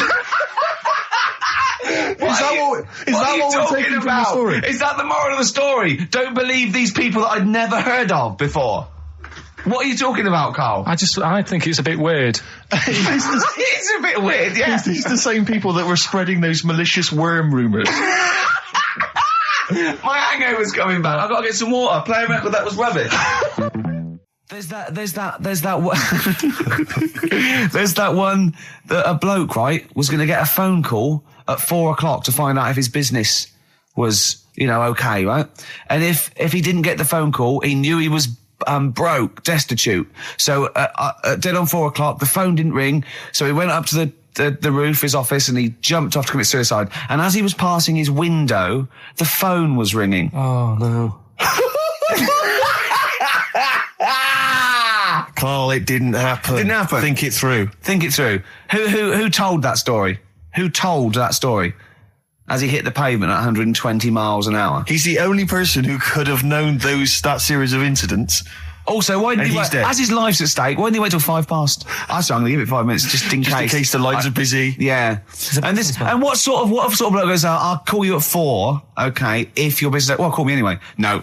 If I don't call exactly 4, then, you commit suicide. Commit suicide. I would, because if I don't call at 4, that's the end of it. Well, call me anyway. No, that's not the way I work. Why can't you just call me and tell me the other way? Well, I'm telling you how I do it. If you're bust, I don't call. Can't you just call to verify in case someone goes wrong? What if it's engaged? It won't be engaged. Just commit suicide at 4, please. It didn't happen, Carl. This is the Best Of Show on XFM 104.9. I'm Ricky Gervais, with me, Stephen Merchant. Yes. I hope you're enjoying the Best Of. I know what you're thinking. If this is the best, my Christ, what was the rest like? Well, we'll be back in a week's time, so you can judge it for yourself live. But anyway, in the meantime, this is one of the best clips I've ever heard. Oh, I'm laughing just thinking about what it might be. XFM 104.9, I'm Ricky Gervais, with me Steve Merchant, Karl Pilkington. Steve. Well, we were talking about the news just now, and there was a story I heard in the week. I think it was on the radio, and I don't know all the details, but what I heard was that a number of, I think it was Falkland, maybe Gulf War veterans, were, I think, suing or complaining to the government because they wanted compensation for post-traumatic stress disorder. Now, I don't know all the ins and outs of it, but it seems to me that if you're in the army and you're a soldier, a certain degree of trauma is kind of inevitable. I mean, after all, if you're any good at your job, you are going to see people getting killed. So I don't understand what the ins and outs of it are. I don't know why. No, he only came back and Tony Blair met him and go, all right, well, not really, no. Go on, what's the matter? Well, there was people shooting at us and everything, it was all muddy. Well, calm down, don't cry. Well, I will cry. There was a drill sergeant just kept shouting, saying, "Look at you, stupid boy! Where's this gun's not clean?" I just cleaned the gun and it was fine, and now he's telling me to clean it again. Yeah, the boots, they were shiny. Fine, he was He's got to do that. It's more discipline. His neck was as big as his head. Well, yeah, but you don't know what they, I don't know what the ins and outs of it are, but what you got to do is make sure you know what you're going into. That's what I do. You got to check the small print. So if I was, going over to like the Falklands or the Gulf, I'd put man and go, will it be horrible? I go, you look like, yes, will it be horrible? It will be horrible, yes. It will be horrible. There will be shooting and lots of death and everything. I go, right, I'm not going to go. And they go, okay then. Okay. That should be fine, yeah. Should be fine, yeah. Just like that. Is anyone else scared about this? Pretty much all of us. Okay, then we won't send anyone then. Exactly. My brother went into the army, right, because he couldn't get a normal job. And my dad said, if you don't get a job by such a date, that's it, son, you're going in the army. And, so when was the Falklands? Was it about 81? Right, and he joined back in like 81 or something. And he I don't know, he was in Aldershot or something. Oh yeah. And he wrote back to my mum saying, what a bad time to join, bad time in this. So she wrote. What bad time? Join, that's so sweet, Carl, isn't it? That's like, dear Dad, yeah, well done. Don't know if you've noticed. Yeah. I was on the dole, that's for sure. Thank you for joining a month before the Belgrano. Anyway, go on. My mum called up, spoke to the sergeant and said, can you leave him out of this one? Can you leave him out of this one? What, the Falkland War? He's only just joined, and she called him Chuck, which he got done for. Like, she's one of them, I think it's a northern thing, like saying, how are you, Chuck? Yeah. And she called the sergeant Chuck, and the sergeant said to my brother, your mum, she's called up and asked if you can not go, which, of course, we'll see how it goes. But can you tell What do you mean? Why did the sergeant even entertain this? Well, Pilkington, come here. Your mum's been giving me a bit of earache. Now listen, tell her I've told you, but can you call her, because she called me Chuck and everything. Can you call her and say you don't mind? Well, not really. Oh, please, because I've promised her say you want to go. No, please, say you want to go. Why was he entertaining this phone call? because he was new to the army, I suppose. Who? No, I mean the sergeant. I don't know. Maybe they do that. So what happened? He didn't go in the end? So he didn't go, no. You can't do it. But that's ludicrous. I love it, though. Okay, we went over the top. Pilkington, I've got a note. Yeah. Is this really your mum? Yeah. Okay, no, this seems to be in order. Because I noticed it says, I do not want to go into the army, I don't want to go and fight, and it's crossed out and it's good, mum says don't go. Now, you didn't write this yourself? No, my mum wrote this. Okay, you definitely wrote this yourself. You're going to have to fill envelopes. No, I'm sure if he was needed, he would have had to go, but I think they made a bit of a special effort. They sort of said, oh. Well, it wasn't conscription anyway. Oh, no, I was. But were the other soldiers going around just going, Pilkington? No, he ended up being a mechanic in there, and he got kicked out for going for a packet of fags in a tank. What? Now, wait a minute. Do you mean he nipped down the shops in a tank? Yeah. I don't believe that, Carl. You've Honest made to God, that, and he went off with the sergeant's wife. So that didn't help, and he ended up getting kicked out. Sorry, your brother's a genius. I love this. First of all, he gets a call from his mum, going, let him up, and he goes, oh, God. Then he goes, where's Pilkington? His mum's on the phone. Where is he? He's near your house, Sergeant. Near my house? Well, why is... No reason. Well, when he comes back, when he's finished, tell him his mum called. And can he get me a packet of fags? Tell him to walk this time. Wow. This is ludicrous. So the sergeant found out that he was sleeping with his wife? Yeah, I don't know. I mean, did your mum phone up and say, let him off? Let him off this time. Can he... Yeah. That's fantastic. But he misses it. I mean, I haven't seen him for about 11 years, but ever since he came out, he's just kept getting into trouble and that. And the army, people slag it off, but I think if you're a certain type of person, it's good for you. It didn't straight him out, did it? No. He was going down the shops in a tank, he was shagging someone behind their back. It's really weird. It's like back then, he was like a proper adult, and he had a house, and he collected crystal with his wife and that. And now, he hasn't got any of that. Has he got the wife? No. Has he got the crystal? Don't think he has. And he goes to the I house. seriously haven't seen him for about 11 or 12 years. So I haven't even spoken to him. Carl's stories always start off nice and funny, and then they just leave me empty and slightly depressed. I don't know whether to hug him or shoot him, put him out of his misery. Can we take Carl to the... phone in if you think I should take Carl to the vet and have him put down, because it's just too stressful.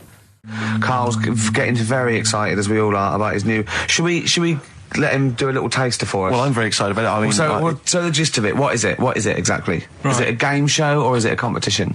It's just thought it's something that, you know, you can play and also people at home can take part in it. now, would they phone in about this, or they can just play at home while they're listening? They can just play at home. Okay. You mean we haven't got any prizes? No, there isn't. No, I think we could get him to phone in, maybe. Well, I don't know. Let's hear the game idea Yeah. first. Yeah. Right, it's music related. Okay. Good. And what I do is I sort of tell a little story, Okay. and that story makes up a song title. All right. Well, it sounds ambitious. So Is it a cryptic clue? could be. Say like this, right? Oh, dearie me. Oh, dearie me. Say like this. Right. This woman, right? She's pregnant. You know the answer to this one, so don't be saying anything. This Okay. is just aimed at Steve. Okay. Right. This woman has a baby. Yeah. She's pregnant, has a baby, and the doctor's there in the hospital, going, "Oh yeah, you've got a lovely little baby Oh, here. you told me that this is... Oh, this game Got a lovely show. little baby. It's just coming out now. You'll be able to see it in a minute, and it's like covered in gunk and stuff. Yeah. And he's going, yeah, it's nearly here. It's coming out. I see its little head and that, and he gets hold of it, and it's full of all this gunk, right? The baby's full of gunk. Yeah, like the Covered in gunk or full of gunk? covered in it. Right. And he goes, here you go, get hold of your baby, and he drops it. Right. What song's that? There's so much irrelevance there, Steve. I can't tell you. It's not a cryptic clue. It's not a cryptic clue. Because only... I mean, the gist of it is relevant. That isn't the best one. That's just... Right. I mean, there is just... There's things there that you were dwelling on and thinking of puns. Don't. Just go for gut instinct. What was it? What was that? Right, I just need to try and get the basics of this. There's a woman, she's pregnant, she has a baby. Yeah. The baby's covered in gunk. Yeah. Right. And because of the gunk, the doctor drops the baby. Yeah. And that's all I need to know. Yeah, that is all you need to know. Yeah. The pregnancy is largely irrelevant. Okay, what are the key elements? It's the birth and the doctor dropping it that are irrelevant. The relevant birth thing. and the dropping of the baby. I've absolutely no idea. I can't even begin to guess. Think about what's happened here. Oh, Carl, She's had a isn't- baby, the doctor's trying to deliver it, he's saying it's a nice little baby you've got here. This is all irrelevant. This is all irrelevant. Right, let me tell you this. So just to be fair to Steve, so he can get into your mind. Right, this is not a traditional cryptic clue, logical problem. Or this is Carl. What song am I thinking of? Right, that is Underworld, Born Slippy. I have to say, actually, that makes textbook sense. Yeah. No, that does actually. No, I'm sorry. Do you like all the story about? It's all right. You can see it in a minute. Oh, it's just covered in gunk. Yeah. No, I agree. There is some extraneous detail, Yeah, but I have okay. to say, Yeah. that Born was good because it was. That's the good. It was Yeah. Born was good. Yeah. and Born Slippy, no, I was quite impressed by that, Carl. I have to say, no, to be fair to you, I'm not just patronising you. Oh well, I've got. Oh, wow. I actually think that was really good, and I disrespect Ricky Gervais for slagging that off because I actually think that was quite Well, good. let's go ahead with it then. On your I head, feel be it. we could maybe open this up to email correspondence or Okay, or the let's phone go line. for it then. Okay, this is Karl Pilkington's new game show idea. It's Just what's the song? Karl Pilkington presents What's the Song? Ladies and gentlemen, please welcome to the stage Mr. Karl Pilkington. There's a fella who was in a coma for 20 years. Just they kept like taking him through like the normal day. They take him to Alton Towers and stuff. Doesn't know anything about it. Just kept going through the motions. Don't know if they kept charging him. Kept putting him through all that. He eventually came out of it. 20 years. and went, stop taking me to Alton Towers. It's shit. I just thought, imagine how much stop post he making. had. How much post?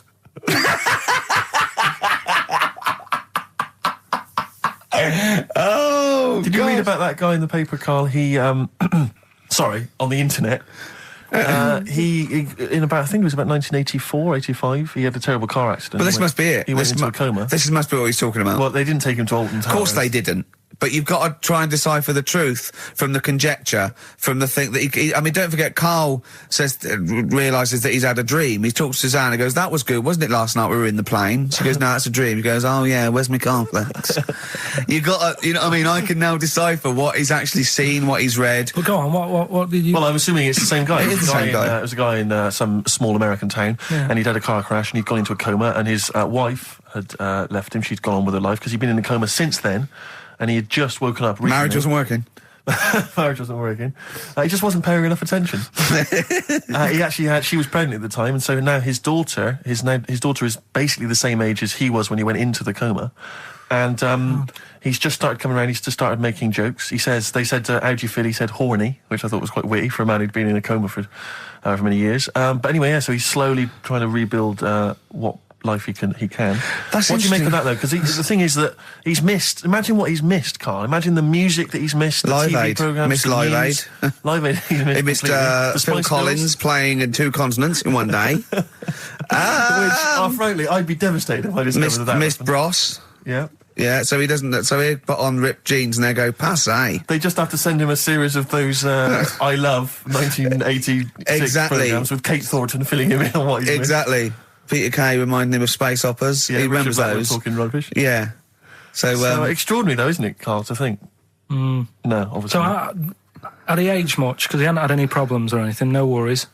Well, he probably wouldn't have, physiologically, he probably wouldn't have the wear and tear of a 43-year-old man. Because he wouldn't have had sun, he wouldn't have had sort of nicotine, beer. Unless they were just feeding that to him. Yeah, anyway, still. Yeah. Yeah. So you'd feel groggy, though, wouldn't you? Yeah, you might feel a bit groggy, yeah. Yeah. Well, he's not fully back to normal. I mean, there's some kind of residual brain damage. Yeah. But nevertheless, he can form sentences. He's got no real memory, so he can't remember a lot of things. It was just when I saw... Karl, have you been in an accident? You've been voting in all week, sending your emails. So here's the clips that you wanted. Okay, what's the next one? What's the educating Ricky? I don't know. See, like I say, I was looking around and there's stuff that is interesting. Right, I was looking on the web. But there's no point. Well, it's just that I found one about... what's the point? About a lad who 8 years old, but he's still breastfed. Now, I don't know if you can get anything out of that. Is that what his mum said?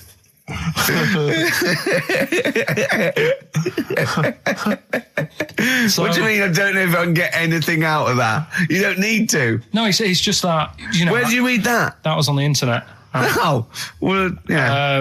You're always unspecific when you mention it. It's just it was on the internet. Well, I'm trying to think what I put in. I think I put in Y to see if I'd confuse a computer. Go! You are... No, honestly. I did a search, put in Y, and it came up with funny things that, like, why is this person doing that? Why is that? And it had a picture of this 8-year-old lad, sort of, you know, on his mum's nipple. And it was saying, you know, is this healthy? You sure that wasn't asking you that question? What? I put in Y just to confuse the computer. What do you mean? Yeah. Stop it. Yeah. Oh, look, last week I was walking home with him and I went, he was saying something stupid and I went, I've got a competition for next week. Let's do a phone in and it's called Karl Pilkington, Genius or Fool. Yeah. Right? And he went, no. I went, why not? He went, well, it'd be confusing because they say there's no difference between genius and being a fool. They do though, don't they? No, but it's rubbish. And people say there's a fine line between madness and genius, and you know it's a ridiculous soundbite. They don't say there's a fine line between a genius and an idiot. Well, the people who do are idiots. Yeah. So what would you do there though? Just to sort of wrap that little thing up, what would you do? That lad loves his mum's milk. What are you asking me to come up with? No, I'm just a title for the story. No. It's just what would you do? Right. What do you mean? What would I do? Well, it's causing a bit of a problem in the area. Right. What area? In America, I think it was. Oh, America are a problem, are they? George Bush is worried about this kid who's breastfeeding at 8. Imagine it like this, right? Right. No, so, Karl, what are you asking me? about this spurious story you saw on the I internet. saw on the internet, there's an Yeah. 8-year-old lad, he likes his mum's milk, Yeah. and he's saying, is this right? Should it No, be it's going not. on? But what What do you want Ricky to do about it? It's not his responsibility. yeah. Yeah. No, but the little town that he lives in, they're all causing an uproar, right? Going, this isn't right. You know, I can't let my kid play out in case he's in the garden with his mum getting a bit hungry, right? So, God. what should they do? Because his mum's saying, well, he likes it, Yeah. and he, you know, what? So what do you do? I don't know the laws. No, but I'm not asking you to sort out the laws. I'm just saying, if you lived in that neighbourhood, what Yeah. would you say? If you went up to him and said, look, everyone's getting a bit fed up with this, look. I'd say, what would I do? What do you mean, what would I do? what are you asking me? Right, it doesn't matter. No. What are you asking me? What are you asking me and Steve and the I'm public? just saying, say if you live next door to this woman, Yeah. right? The kid's hungry, 8 years old. He's out playing on his bike and he goes, Mum, I'm getting a bit peckish. And he goes, all right, son. She whops one out.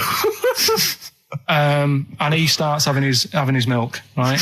You live next door, you're putting your washing out and you see this going on. You're getting a bit sick of it because it's gone on for months. 8 years, I assume. Why is it your business? Why because it got me- are you such a nosy neighbour that you're concerned? What would you do, Carl? Let's turn it back on him. Yeah. What would you do? What's your solution? What would you do? Well, I thought I'd say, right, why are you doing this? And she'd say, because he likes it. And I go, all right then, put it in a bowl first. And you think that would sort that out? No, because I was thinking about the whole thing, right? And you do that when you're a baby and everything's all right, innit? Yeah. No one bats an eyelid at a little baby having a bit of milk from its mum's breast, right? Yeah. You'd almost say it was natural. But you grow out of it. It's like you don't see. It got me thinking about things you don't see. And you don't see. Did you put this into a computer? Show me things you don't see. What else don't you see? Well, you don't see like an old man having a Twix. You never. Oh! So what? You know the terrible thing about all this, Steve, is he's right. You don't see an old No, man I eating a know, Twix. that's a terrible thing. So what they have got, right? They've made old man toffees, haven't they? They've come up with Werther's. Is that a song? Oh God! You don't see it. So they've got their Werther's, right? Yeah. So Look at him. You think Forget he's it. giving a lecture at Oxford? it's not going anywhere. No, You- go on. Sorry, go on. I'm What? just saying. Right. You grow out of things. Yeah. And the old man, I'm sure when he was a kid, he'd have a Twix. Yeah. Now it doesn't look right, so he's having. It doesn't look right.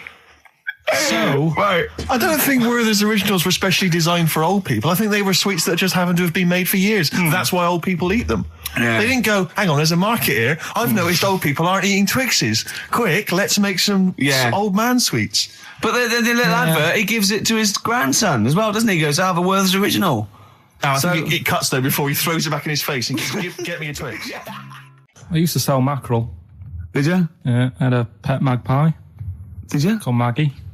Oh, pet Inventive. magpie. You mean you captured it and didn't let it go away? Yeah. Can't have a pet But magpie. then it got really vicious. I mean, Well, it was quite right. nasty. It would let me go. What do you keep it in a rabbit hutch? No, it flew around, but it used to just like come to me all the time. But then it started pecking me head and stuff. That's not a pet magpie. That's a bird in the garden. No, but I could actually, I could hold it and stuff. It wasn't scared of me, and it knew it was me. It used to come down from like the top. It hated you. That's why it wanted to peck you. Is that? And the other thing, I always remember being younger and like walking through the woods to school with my mum, and like, I was chasing a butterfly, and she said, "Oh, don't do that, Carl." And I said, "Why?" She said, "Because they only live a day." I said, "Oh, all right, I'll get a dead one in the morning." That's genius. That's great. That's quick thinking, isn't it? Oh. Oh, that's sweet. Let's play a song. Carl's all flustered because there isn't a record set up, and he's getting all tizzy. He's been more worried about his competitions than sorting out putting records on ready. What? I'm after Steve's song for a lover. Well, I'll tell you what, why didn't you carry on with your educating Ricky section? I'll have a look on the We'll cigarette. keep it going, Steve. Yeah, you Cover it. keep it Go on. going. Go on then. Right. Okay. We've had a few emails. Anyone got it right, Carl? Anyone? Educating Ricky, that's the final one. We've got to get that out of the way. We've got to get Rockbusters as well, though. do that at the end, we can win. Go on then. But we've only got 5 minutes left. Come on, just do educating Ricky. Right. God. The last one that we haven't done Right. is he's a bit of a nuisance. Go on then. Again, not really that interesting. Thanks. Telling you this one because Come on! To be Just honest- do it. Or do it now. Steve, how we doing? Look, no, never mind that. Look, just tell me what that means. Oh, he's a nuisance. Oh, this is so annoying, Carl. I'm going to go mental. Right, Talk. Right. Listen, I'm just putting Right. this in here, right? Right, nuisance is a bit of a nuisance. Yeah. Apparently, Yeah. the old fella who used to hang people. 1800s? Yeah. He used to be able to tell somebody's weight just by looking at them. Right? That's a bit of a bonus fact. We'll be the judge of that. The thing that I wanted to tell you is money for old rope. Do you know what I'm saying? I can't even be bothered. Yes, you're going to tell me now. Come on, Carl. I mean it. Basically, money for old rope came from the right. What was all that about? You can tell someone's weight. What was That was all a that bonus for? fact. And blind blessed shitting himself. What are you? What? Look, don't you? No, tell me that now. You nearly made me swear. Then, I'm getting really annoyed. I'm getting really annoyed now. Tell me this fact, Carl, or I'm going to go mental. Come on, Carl, time's running out. More that people years ago, when people used to be hung, right? Right. If you didn't like the person who's been hung, you'd go, God, I really don't like him, and so you never forget the Because time. even when if they're being hung, we take that as read. Yeah. Yeah. So they never forget afterwards to get the hangman to get the rope and to cut it up into little pieces, and he'd sell them. He'd sell the little pieces of rope to people. And See, you know, Carl, that's the most interesting thing, if it's true, that you've come up with. Right, okay. And so so they sell the rope, they sell the rope, and it's money for old rope. money for old rope. Meaning, like, you know, God, it's easy to make money. That all they have to do is cut it up and sell it. I'm cynical. I'm not so convinced Listen, now. we're really tight. We haven't even got time for a last track. We've got an ad break, and we've got to give out. Okay, give the answers then. This is Right. ridiculous. All right, this is Karl, the producer of Ricky Gervais and Stephen Merchant on XFM 104.9. We're playing out some of the best bits. Hope you're enjoying it. Here's another one. I've got that feature Educating Ricky, which is a bit of a play on words as well. Right? Do you know the film, Steve? Educating Rita. Yeah. I see what you've done. Go I'm on. doing that, and I teach Ricky stuff. What do you teach me, Carl? Well, I've got a few different topics. Go on. Do you know, like how you taught me about Hitler and Che Guevara and Winston Churchill? Mm-hmm. I'm going to come in with topics every week, and this week I've got Ghosts? No, hanging bacon is one of the topics. Say that again? Hanging bacon. Hanging bacon. All the Francis titles. Bacon. No, all the titles are sort of named to sort of tease you and get you more interested in it. Hanging bacon. Well, you've certainly intrigued. Go on, what's another title one? Hairy Chinese kid. I'm going to go for that one. If there was a university degree with that title. Yeah, no, I'm going to go for Hairy Chinese Kid, And I the think. final one, Yeah. Alien gives man a beard. Right. Alien gives man a beard. I am going to burst. Right, listen, Carl, you've got to tell me. Right, first, let's do it in No, reverse we're order. not going to do it now anyway. What do you mean? We've got to do it now. This is the first interesting thing you've said in an hour. Okay, the listeners have just been subjected to rubbish and mistakes and everything for the last 6 months. Please, we've got to do Alien Gives Man a Beard. What is that? Tell us that. Right. Sorry, this is just you telling me something, is it? This feature is you telling me something. I'm teaching you something. Educating Ricky. So are we playing it now? We're already into this feature. Well into this feature, are we? Yeah, I suppose we are, yeah. Should there not be a jingle or something? Yeah, can we have a Well, there's no jingle? point, because look, I come up with ideas and you dismiss them straight away, so I'm not wasting my time making stuff. Right. If you don't like well, okay, it. let's play Educating Ricky. Right. Brilliant. Go. Right. So- Ding-a-ling-a-ling-a-ling-a-ling. Educating Ricky. Right, what are we going for then? Hanging the bacon, hairy Chinese kid, alien gives man a beard. I think Alien gives man a beard. I'd like all to the do time. that. Right, there's this fella, I think it happened in America, and he saw a bright light in the sky. And God, if you're bored. he stood there. This is a true story, is it? Yeah. He stood there. Yes, of course it isn't, Steve. And he saw this bright light, and it came closer and closer, and it was a UFO, right? Yep. And he looked at it, and it disappeared, right? And he gets back in his car, He looks in the mirror. and he looks in the mirror. Yep. He's only got a beard. He has. You sure it wasn't someone else who got in the car and he was still standing out there? Right? What? And it turned out, Yeah. he got home and said to his wife or his girlfriend, it's a bit weird. So I just got out of the car to look at a bright light, and I got back in the car and I grew a beard, and she said, never mind your beard, where have you been for 3 days? And what had happened is... He passed out because he was pissed. No. The UFO had taken him for 3 days. Yeah. But he'd only thought that he'd only looked at it and it went away. Yeah. But what had happened is, he took him and he grew a beard because he hasn't had a shave. Right, okay.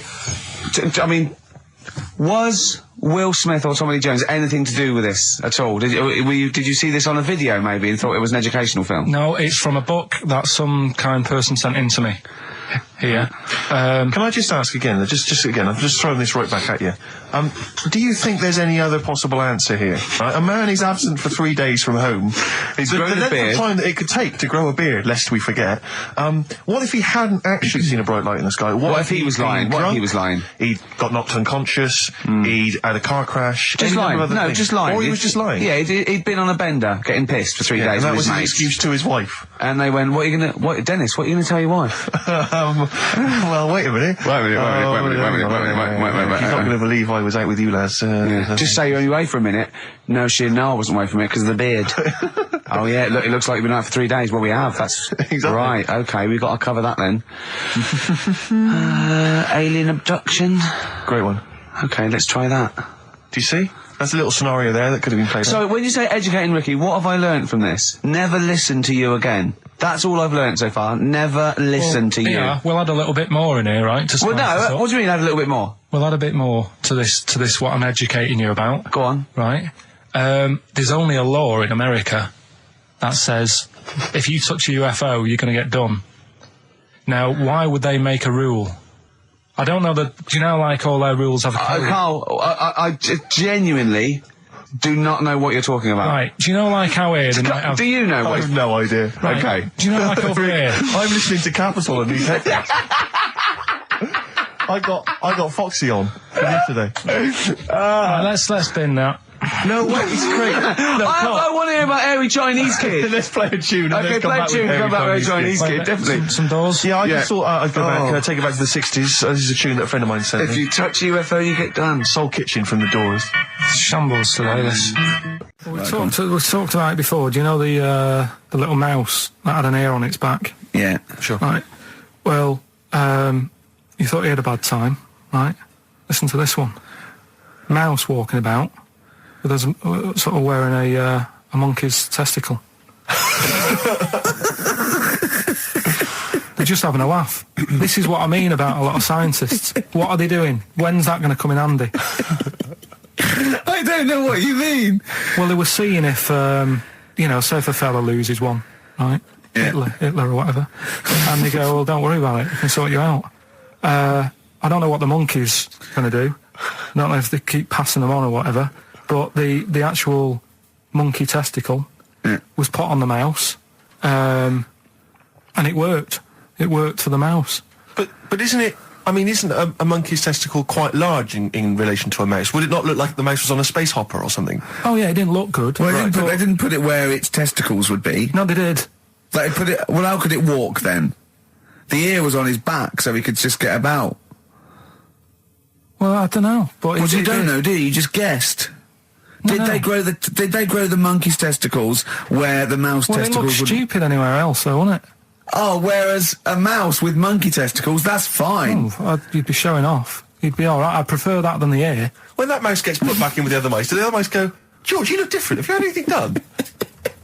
But the weird thing is, as well, apparently it still works as a monkey.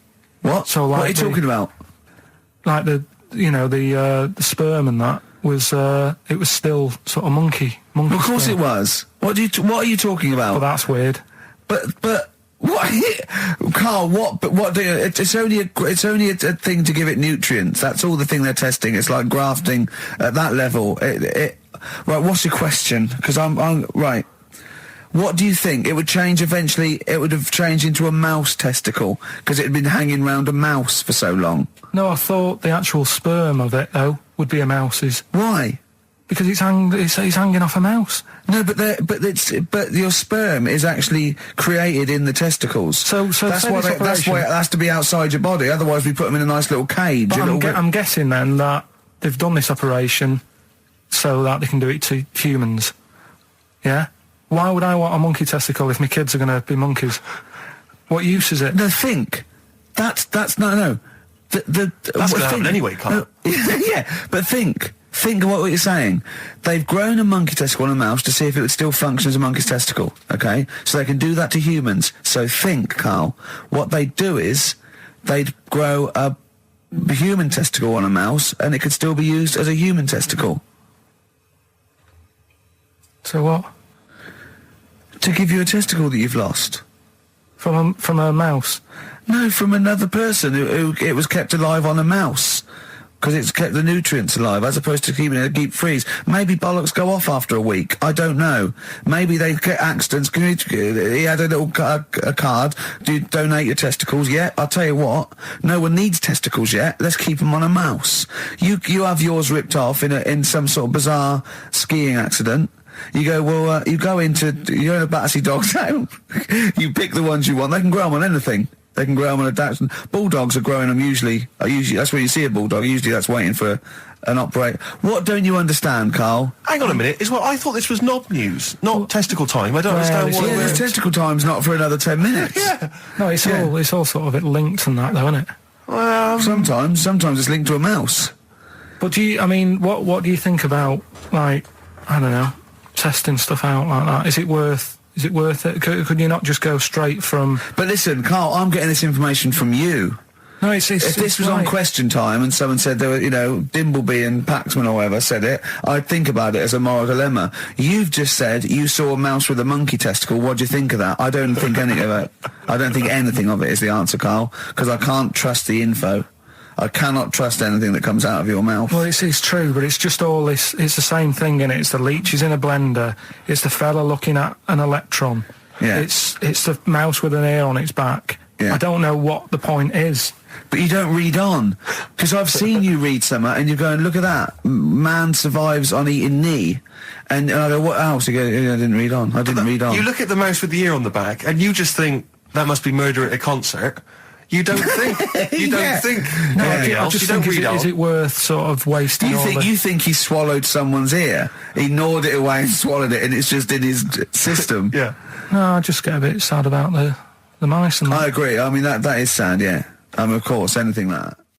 Travis on XFM 104.9 on Ricky Gervais with me, Steve Merchant and Karl Pilkington. We're doing Educating Ricky. Right, final one. Come on, Karl. Right, what was it? It was, why don't they just get a diary or some paper or something to write on? Yeah. Because snappy. I couldn't think of a heading for it. It's basically, Go on. people who have tattoos, I've never understood it, right? That they have something put on their arm. Well, sorry. Have we started the educate? Is this part of it? Are you educating me? This is something that will be useful in my life that I didn't know about. Yeah. Go on then. No, it's just that they've got a machine out, right, that does tattoos. Tattoos. You come up with a design you want, and you sort of this machine scans it, and you put your arm in this thing, and you press print or whatever, and then it does the tattoo on your hand. Or on your like loads of little needles that follow a pattern? Yeah, computer, basically, yeah. Is it a real tattoo? It's a proper proper one. The fella said... well, as long as it goes out, it pierces the skin with a I just wondered if it's one of those kind of, those kind of... No, it must be lots of little needles or a moving needle that can go along. But how is this cleaned, like, in between each person? Dunno, probably... I don't know. Well, no, as long as it's only that... If it's one needle, it's just the head, isn't it? If it's one needle that moves, and does it like like loads of little... What are we gaining from a machine doing it? Just because they're going to sort of mess it up. But hold on, how do you keep your arm still? Because your skin moves slightly, so the machine it's sort of strapped to your arm. Right, and so the it's fella, spread... the fella said that the tricky thing was in all this it was the fact that, you know, nobody would let him test it out on anyone else, so he had to do it himself. But did it work? Because the thing is with a tattoo artist, they can see when your skin's moved and they can see what they've done and they keep wiping it and looking, whereas a machine's just got to trust itself. Yeah. So I think one needle could go wrong. If it was a lot of needles, that it just came down, like, you know, 1,000 needles that was an imprint. Yeah. But obviously I'm asking someone who hasn't delved any further than there's a machine that can give you a tattoo. That's all you've got at the moment, isn't it? Well, yeah, basically. That's all you've got? I mean, that's what I've got, because I'm not a fan of tattoos. I don't... But where did you read this again? This was... Internet? This was on the internet, yeah, it was, yeah. Okay. And I just don't understand why people do it. That's what got me attention. Because me... Sorry, what have I learned from this? That if you wanted to get one, you know, you can get one done by a machine now. You know, people say machines are sort of taking over and that, and there's another one. But it's just the fact. I mean, I don't know. So give us the snappy title of this education again. Why don't they just get a diary or some paper or something to write it on? That's what I always think when I see people with loads of tattoos. Like there's that fella who we were talking about the other week in Scotland who was covered 99% in tattoos. Yeah. It's just like, what have you done that for? Yeah. Do you know what I mean? You can't get rid of it now. You've done it now. Yeah.